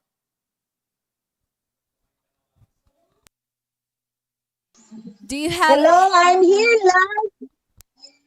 Yes, Ma'am Joy, we can view you already. Hello po, good morning. Good morning, good morning, Antoinette. Good morning to all of you there in the production room of Zamboanga del Norte. Yes, And Ma'am good Joy, we morning would like also to hear our anything or any message or two from you as regards to the support that our local chief executives has extended to DepEd. We would like to hear from you, Ma'am Joy, and we would also like to acknowledge the participation of our personnel, our teachers from Manukan, where you are in right now. You are live there. Thank you very much. Kaway-kaway po mga teachers. Yeah, kaway-kaway kayo. We are in Katipunan Central. Oh, okay. That's in Katipunan. And we also would like to say hi from our viewers there in Katipunan and also in Manukan and all around the 35 districts of Zamboanga del Norte. Hello po and happy World Teachers Day to everyone. Okay. I would like to thank everyone, especially here in Katipunan, for the all-out support, for the 100% support they extended for this launching. And I personally observed the distribution of the modules here at Katipunan Central, and they are strictly adhering the minimum health standard. So congratulations to the principal, Ma'am Raisa, and to the rest of the school heads who are here with me. Congratulations. And thank you also to division production team. Artista na ni Diri. And we're so happy hearing you. Thank you, Tunette. Virtual hugs. We are extending our virtual hugs there, Ma'am Joy. Thank you very much. Yeah. Bye-bye. Okay, that's it, ladies and gentlemen, from our SGOD chief, Dr. Joy Latran Singson, live from Katipunan District. Now we move forward. Let us hear short messages, a short message of thank you perhaps from our 3 ASDSS. And of course, again, we would like to get back in our schools division superintendent. So let's start off with Dr. Armando Gumapon. Sir, can we have you Can we have you on view?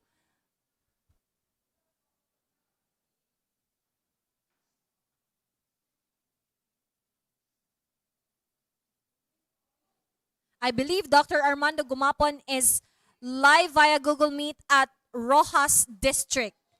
And of course, Dr. Maria Judilyn J. Ramos at Katipunan District. And we also have Dr. Rumagera at Polanco District. So we would like to welcome in Dr. Armando Gumapon for a short message of thank you to all our viewers right now.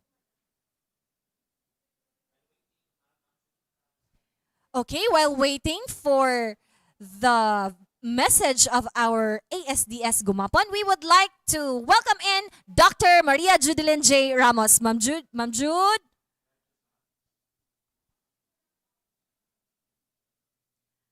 Live from Katipunan, let's welcome in Dr. Maria Judilyn J. Ramos. Live via Google Meet at Rojas District. Hello, And everyone. of course, Dr. Maria Judilyn J. Ramos at Katipunan District. And we also have Dr. So we would like to welcome in Dr. Armando Gumapon for a short message of thank you to all our viewers. Hello, Han. I'm here in Katipunan National High School. Okay, Can you we're hear me? waiting for the message of our ASDS. Wait lang. Can you turn off the volume?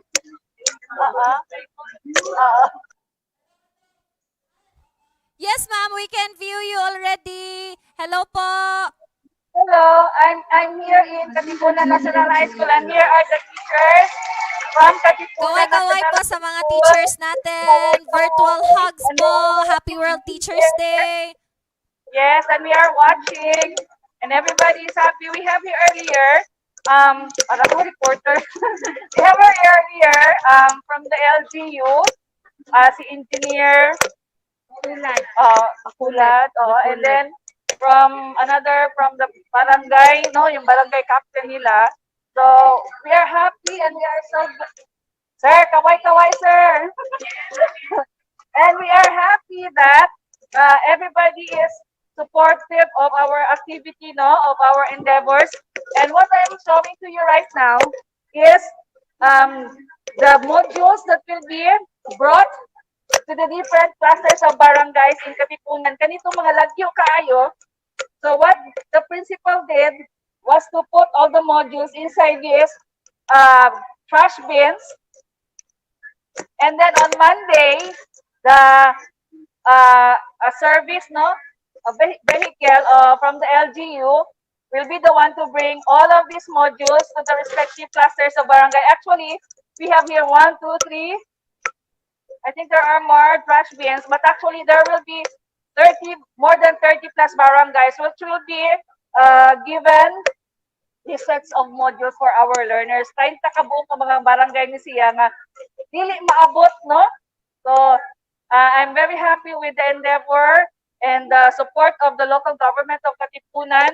So, daghan kayong salamat, Mayor, no?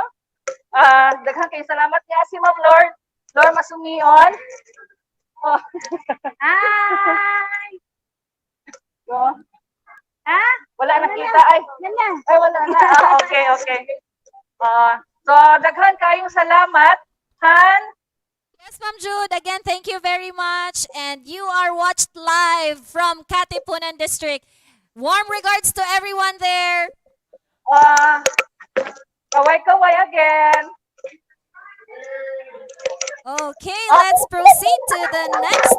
We would like to welcome in Dr. Judith Rumagera, another Assistant Schools Division Superintendent, and she is live via Google Meet at Polanco District.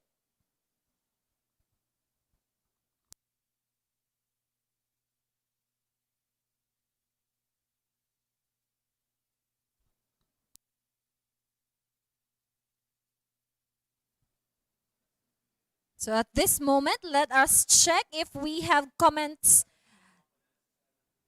Okay. Thank you very much also to all our 536 viewers tuned in right this very moment at our FB page. Without further ado, let us welcome back in our Assistant Schools Division Superintendent, Dr. Gumapon, for his message for all of us. Sir?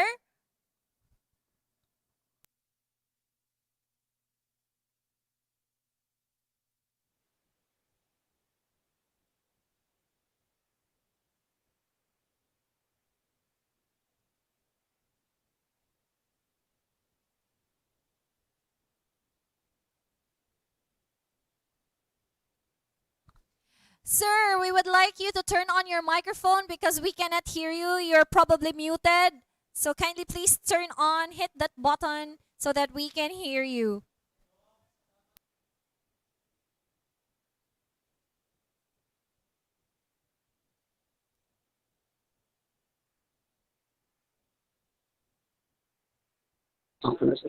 Hello, good.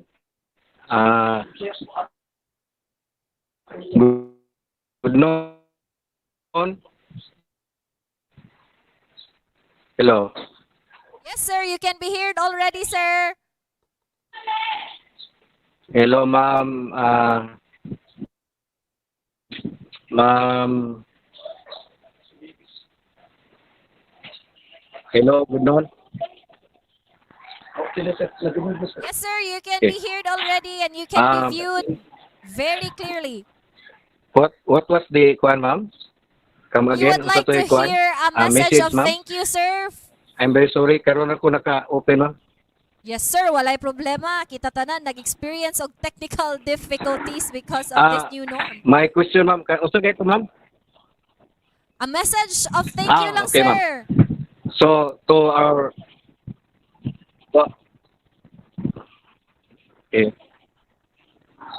So, to our school's division superintendent, Ma'am Lisa, okay, we would like to give thanks to everyone, to our school's division superintendents and other top officials, and also our supervisors, and especially our school aides and our teachers, for the success of this launching of the opening of classes for school year 2020-2021. I know that we did our best with the guidance and grace of our Almighty God.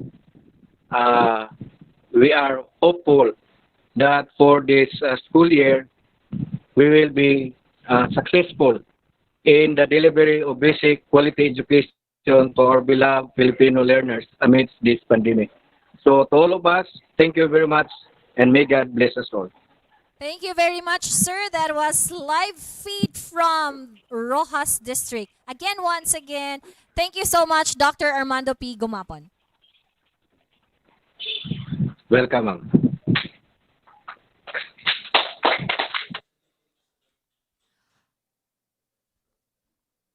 Okay, I guess I have a message here from our Assistant Schools Division Superintendent, Dr. Romagera. So we will be calling her live via Facebook Messenger so that she can have her message for all of us. She can extend her words for all of our viewers today.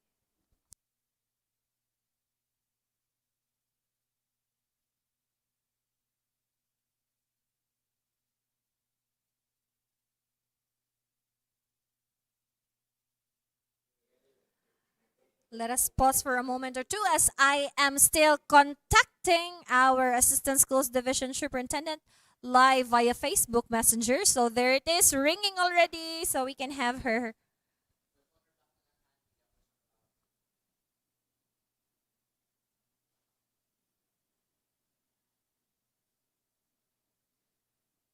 I believe we are having technical difficulties here with regards our internet connectivity.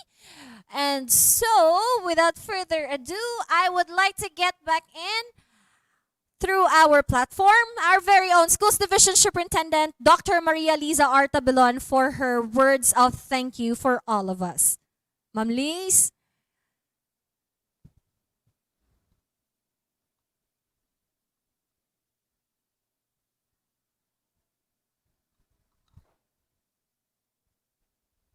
Dr. Tabalon is currently at the Sibuta District and we are catching her live via Google Meet.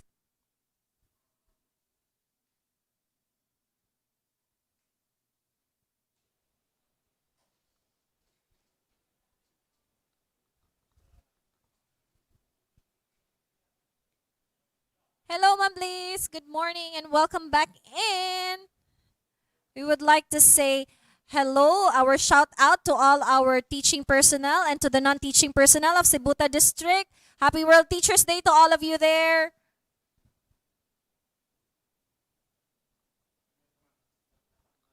Ma'am, we would like you to please hit the microphone button so that you can be unmuted. Okay.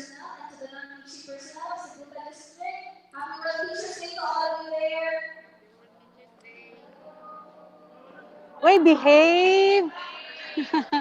Thank you. Kaway, ating mga teachers dyan, mga heroes natin. Hello po sa inyo from Cebuta District. Thank you, Kuno.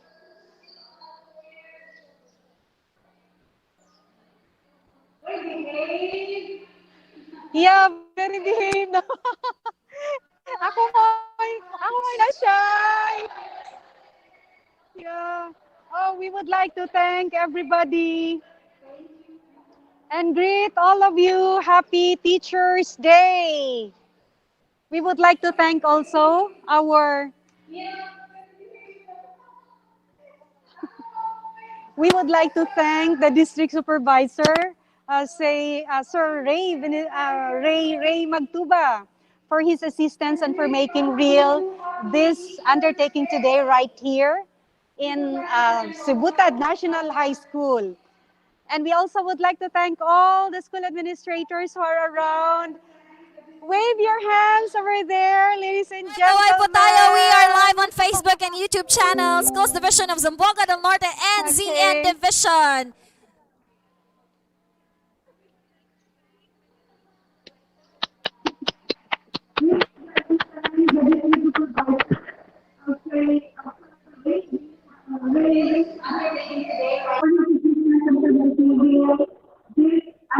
That's a wrap, everyone. Thank you so much to our Schools Division Superintendent. Ma'am, any additional message for our live viewers today? Ma'am Liz?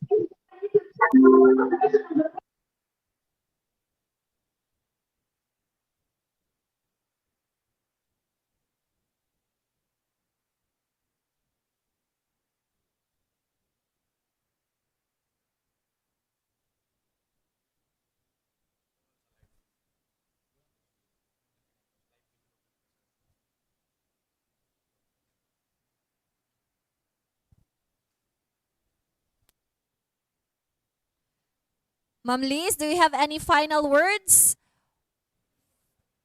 I believe you are muted, Ma'am Liz. Kindly hit that microphone button so that we can hear you.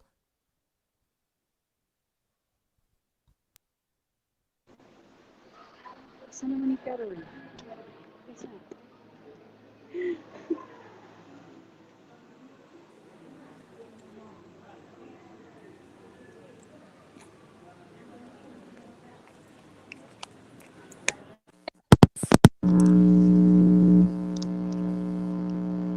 Okay, we are very sorry for that certain delay. We are still reconnecting. Okay, we are reconnected live. So, Ma'am Liz, do you have any final message for all our viewers today in line with the reopening of school year 2020-2021 this coming October 5? Yes, and thank you very much, Honey. I would like to congratulate you and the production team. We are very glad that we are able to set up our production studio. We would like, hopefully, to call it a production studio when we are able to enclose it already. And to all our chiefs and the ASDSS of the Zamboanga del Norte Schools Division, I would like to thank you wholeheartedly for all the support and cooperation that you have extended so that we would be successful in the conduct of this opening program for school year 2020-2021. We know that many of us have been afraid with the start of classes, and we even have heard information that other municipalities are turning down our intent of distributing our modules to the learners, but we did not be afraid. We just have to take the necessary precautionary measures so that our services can reach and can be delivered to our clientele. With this, ladies and gentlemen, I would like to thank one and all for your cooperation and your support so that the learning continuity plan of Zamboanga del Norte Schools Division will be successfully implemented. Thank you, everyone. Congratulations. And we wish everybody a very fruitful and productive day today in their engagement with others virtually. God bless us all. Good morning. That's it, ladies and gentlemen. Again, thank you so much. Our warmest thank you to Dr. Maria Liza Artabilon and to all the teaching personnel and the non-teaching personnel from Cebuta District. That's it, ladies and gentlemen. Thank you so much for that live interaction that we had a while ago from our viewers of today, and of course to the top management officials of DepEd Zamboanga del Norte Schools Division for joining us live from the different districts of where you are now. Ladies and gentlemen, from the municipality of Rizal down to the municipality of Cebuco, the heart of DepEd Zamboanga del Norte Schools Division may be at the centermost part of the province, but we are one with you. Together, we will traverse the land of quality education. We will navigate seas of opportunities and learnings, and hopefully, we will fly the sky as we spread our wings for major breakthroughs. Let us put in mind that the capacity of learning is a gift, the ability to learn is a skill, and the willingness to learn is a choice. With that, I say, we will make learning our choice. Thank you very much for tuning in today, and to our dear learners, see you on October 5 and welcome school year 2020-2021. This has been Marie Antoinette A. Barrera from the Office of the Schools Division Superintendent, your future educator, signing off. De Luna. Present. Herrera. Present. Valera. Present. Handa ba tayo sa school year 2020? Present. Ngayong taon, ang edukasyon tuloy pa rin. Sa tulong ng DepEd, mga guro at mga magulang, ang handang isip, handa bukas. Tuloy-tuloy ang pag-aaral. May mga modules para sa iba't ibang antas. Sa government TV, maging sa radyo. Mahalagang ligtas ang ating mga estudyante at guro. Kaya kahit nasa bahay, tuloy ang edukasyon. Kung tulong-tulong, may paraan, may aralan. Handang isip, handa bukas. Bisitahin ang DepEd Philippines sa Facebook at ang deped.gov.ph.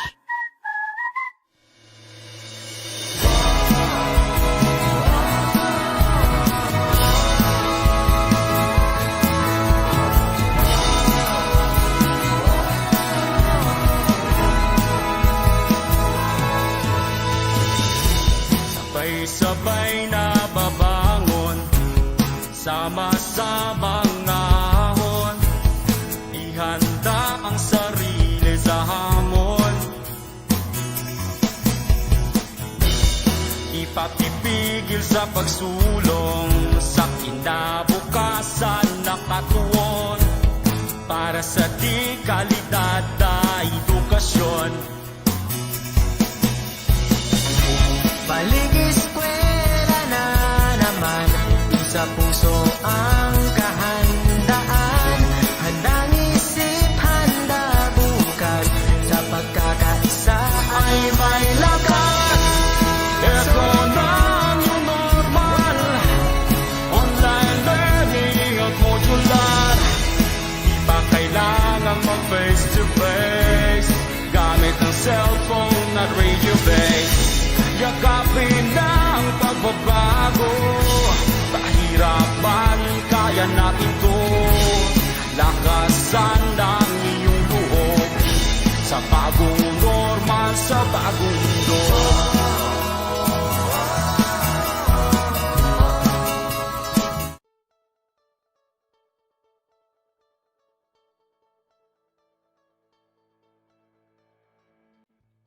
Good day, teachers all over Zamboanga del Norte and everyone who are present today watching this division launching schools webinar.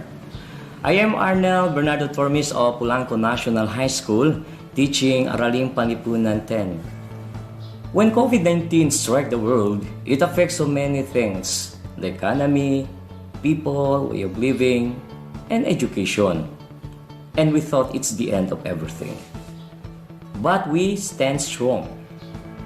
This pandemic, this COVID-19 cannot stop our education.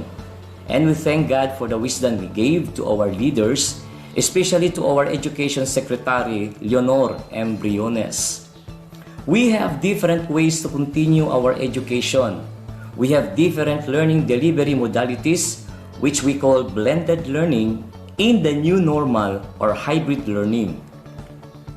The standpoint of Department of Education is a fusion of online distance learning and in-person delivery of printed materials to the homes of the learners through the barangays for those who do not have internet access and interactive facilities in the comfort of their homes. One of them which I'm going to present to you is the RBI, or the radio-based instruction. What is radio-based instruction, mga kaguro? It is an alternative learning delivery mode using radio broadcast to deliver the lesson to those students who do not have internet access, no television, and those students who lives in the high mountains. The learners or the students will have their lessons through radio broadcasting to be delivered by their teacher. Yes, correct. Tama po ang narinig ninyo. Teacher, not radio announcer, but the teacher, guro, maestro, maestra, mastal, will discuss the lesson through radio, and this time, not classroom anymore. RBI is different from classroom settings. The students will just listen to the radio teacher and cannot participate during discussion. And the teacher cannot ask questions to the students. Therefore, there is no class recitation to happen. But then magbibigay si teacher ng activity before matapos na kanyang discussion sa radio. And to make it clear, the teacher will discuss the lesson and the students, the learners, will follow the module or take note or pwede ma-record ang voice ni teacher in case masyadong mabilis mag-discuss siguro. Is it difficult? Mahirap ang maging isang radio teacher, mga kaguro? Lalo na't hindi ka naman nag-aral ng mass communication. So meaning to say, zero knowledge ka sa radio programming and etc. But wag ka mag-alala. Napakasimple lang pala. Perhaps majority of you will say, that is so mahirap. That is so lisod. You know what? When Dr. Arcelita Zamoras, my beautiful ARPAN supervisor, invited me to volunteer for the division simulation on radio broadcasting instruction in Aralim Palipunan grade 10, and make a radio script, I was very shocked and so afraid. Imagine that one, nasa radyo ka na, delivering lesson to the students, and knowing the fact na ang teacher ang gagawa ng script.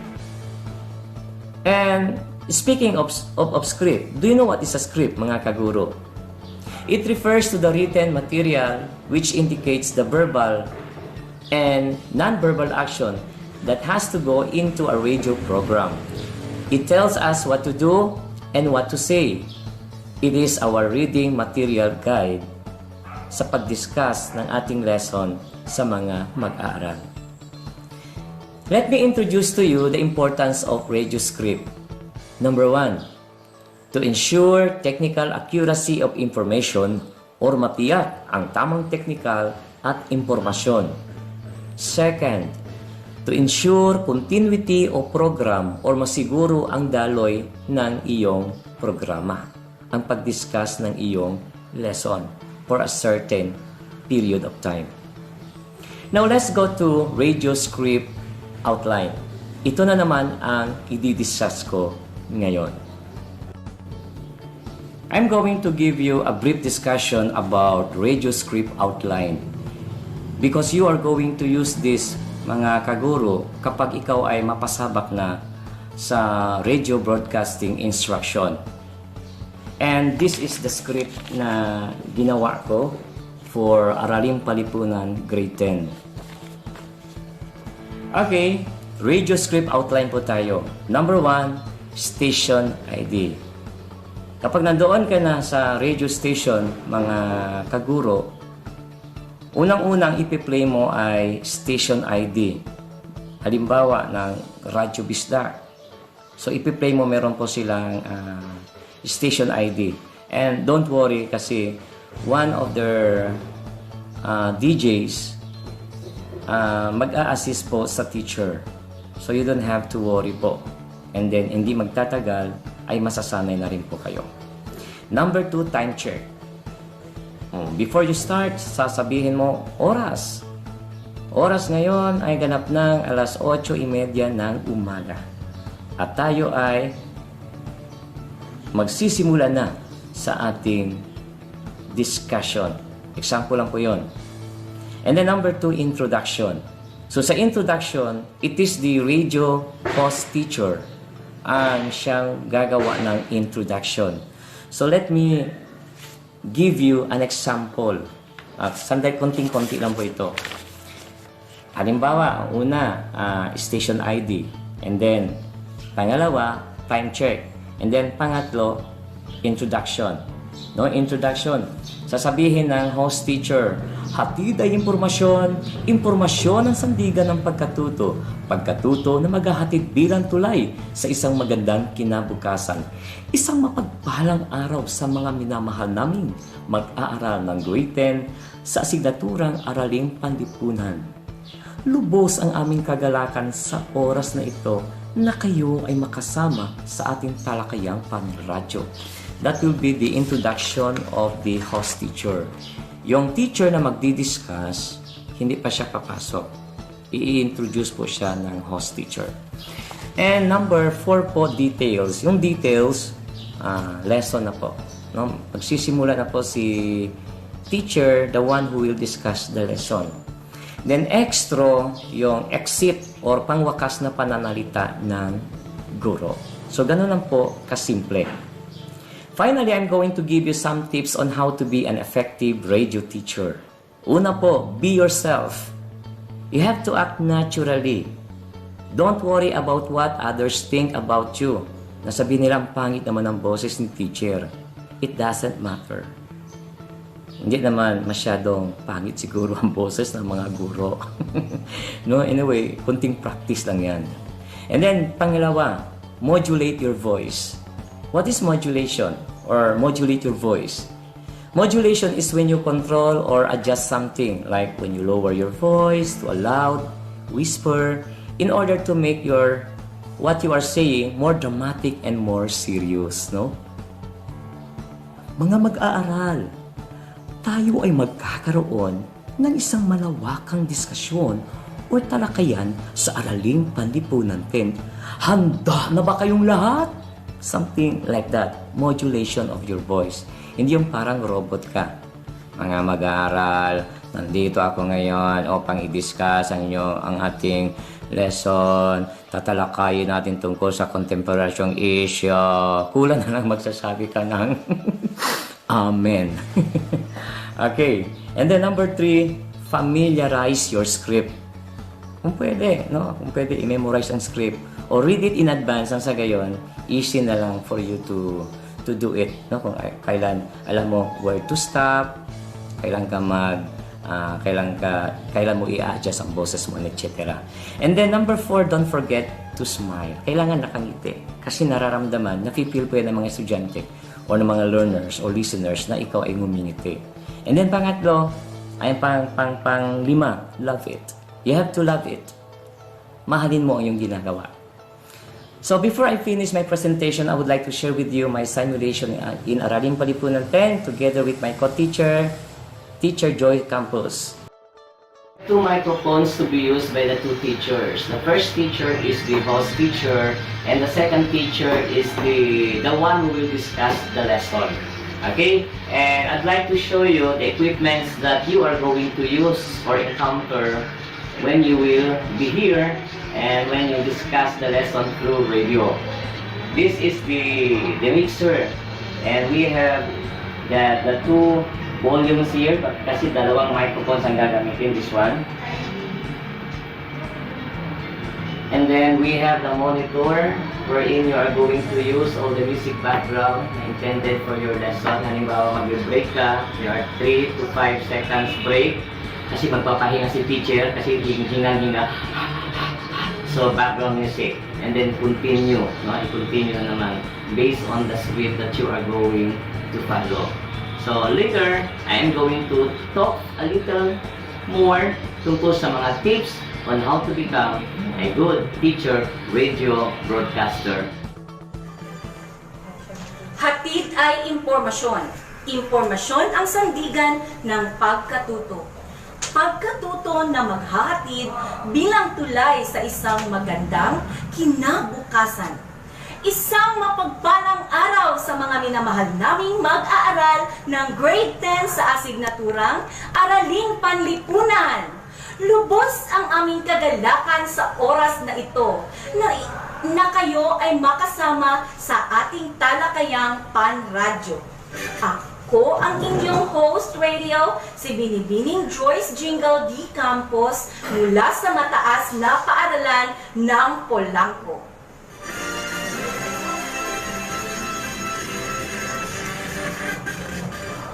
Siguraduhin ninyo na kayo ay nasa isang maayos at komportableng lugar habang nakikinig sa ating magiging talakayan.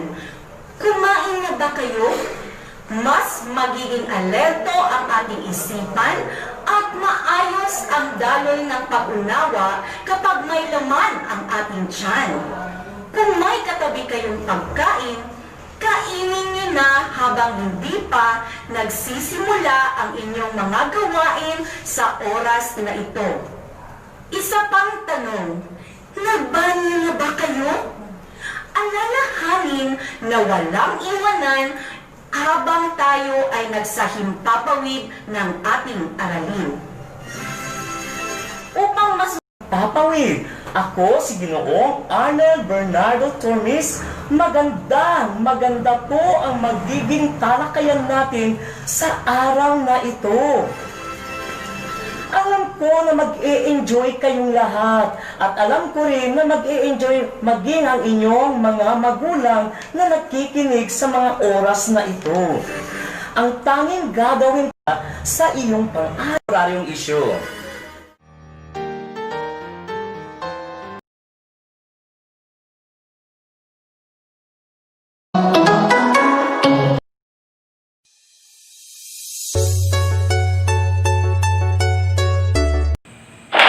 Gudud Flash Report.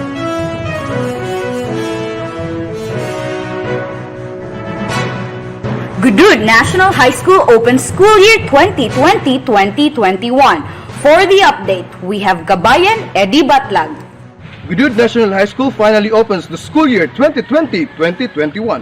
The opening started with the teachers complying the new normal protocols, the hand washing, checking the body temperature, sanitizing, and social distancing. The principal virtually opened the school year by this statement. Good day and welcome back to Gudud National High School, dear teachers. I understand that most of you are excited that the school year 2020-2021 will start. This year bears a new challenge in our job brought by the pandemic. As we perform our unusual work, please bear in mind the safety of yourself, especially in delivering the modules in the different barangays. Be careful in the risky rough road towards your assigned clusters and observe proper protocol always as mandated by the Interagency Task Force. Let's all do it for the better future of our learners. Thank you and good luck everyone.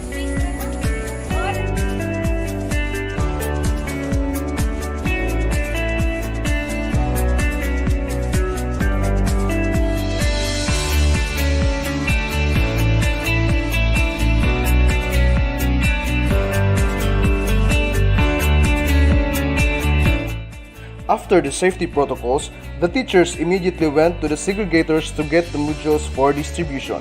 As required, social distancing was strictly followed.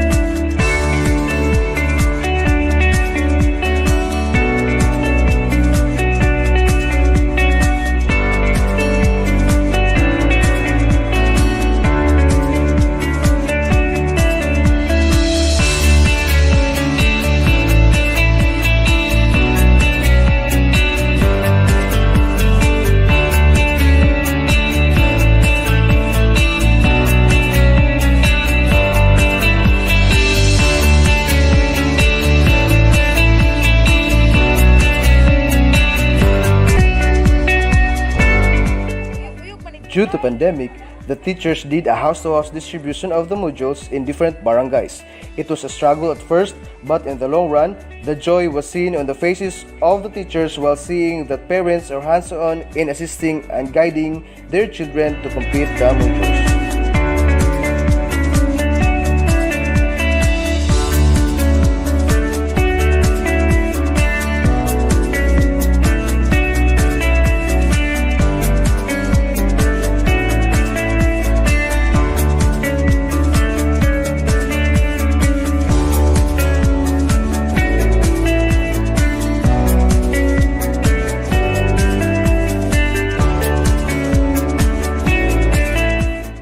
Another group of teachers went to remote barangays of Gudud for the modules distribution.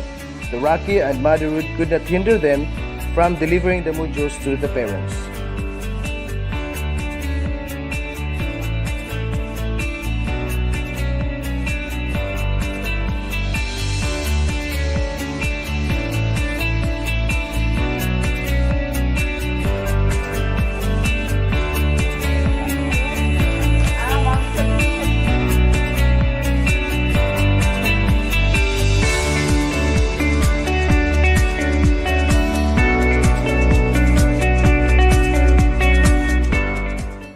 Some stakeholders gave their support by providing snacks to the teachers.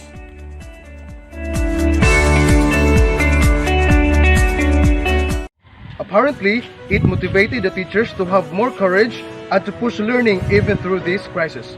Kabayan Eddie for Gudud, last report.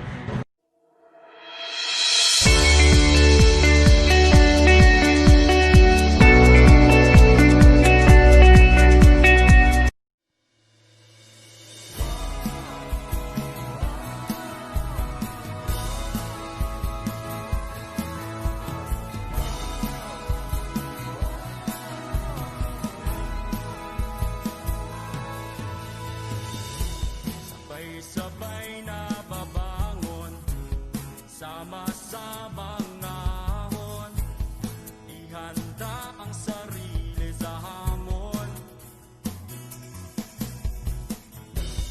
Ipakipigil sa pagsulong sa kinabukasan na katuon, para sa di kalidad na edukasyon. Eskwela na naman, sa puso ang kahandaan, handang isip, handa bukas, sa pagkakaisa ay may lakas. Ito na ang new normal, online learning at modular, di na kailangang mag-face to face, gamit ang cellphone at radio base. Yakapin na ang pagbabago, pahirapan, kaya natin to. Lakasan ng iyong loob, sa bagong normal, sa bagong mundo.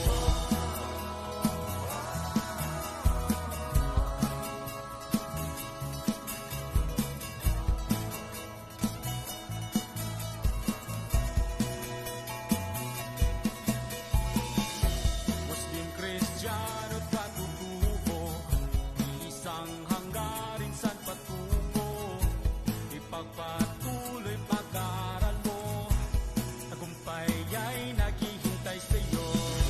Balik eskwela na naman, isa puso ang kahandaan, handang isip, handa bukas, sa pagkakaisa ay may lakas.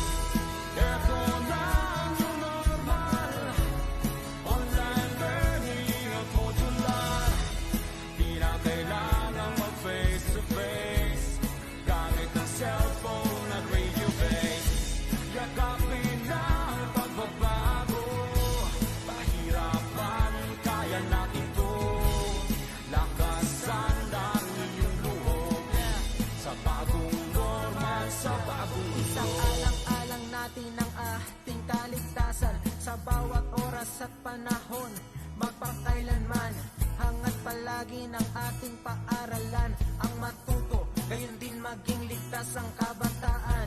Tayo ay magkaisa. Halina't sama-sama kasali lahat, kasama lahat, para sa lahat. Pilipinas, maghanda ka na, balik eskwela na, tara. Tayong lahat sabay-sabay, pagkakaisa ay may lakas. Ito na ang new normal, online learning at modular.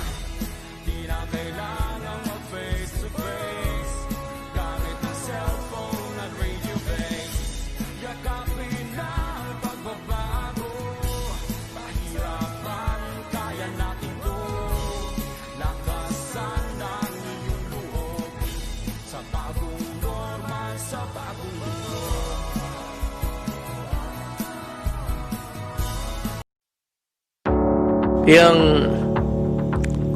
Yung opening ng classes, that's a very I will not allow the opening of classes na magdikit-dikit yung mga bata, no?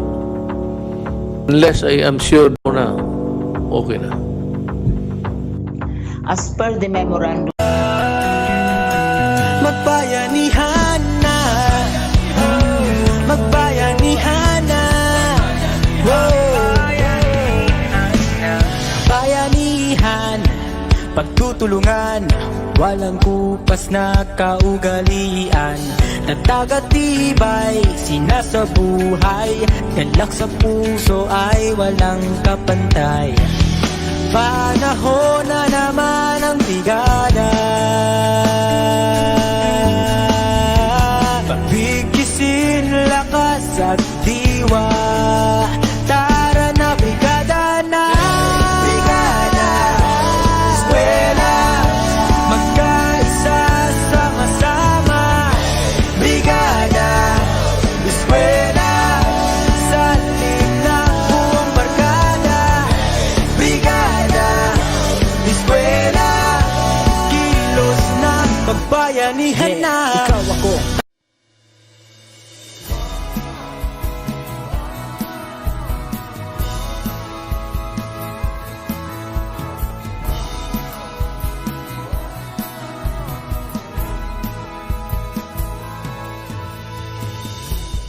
Sabay-sabay na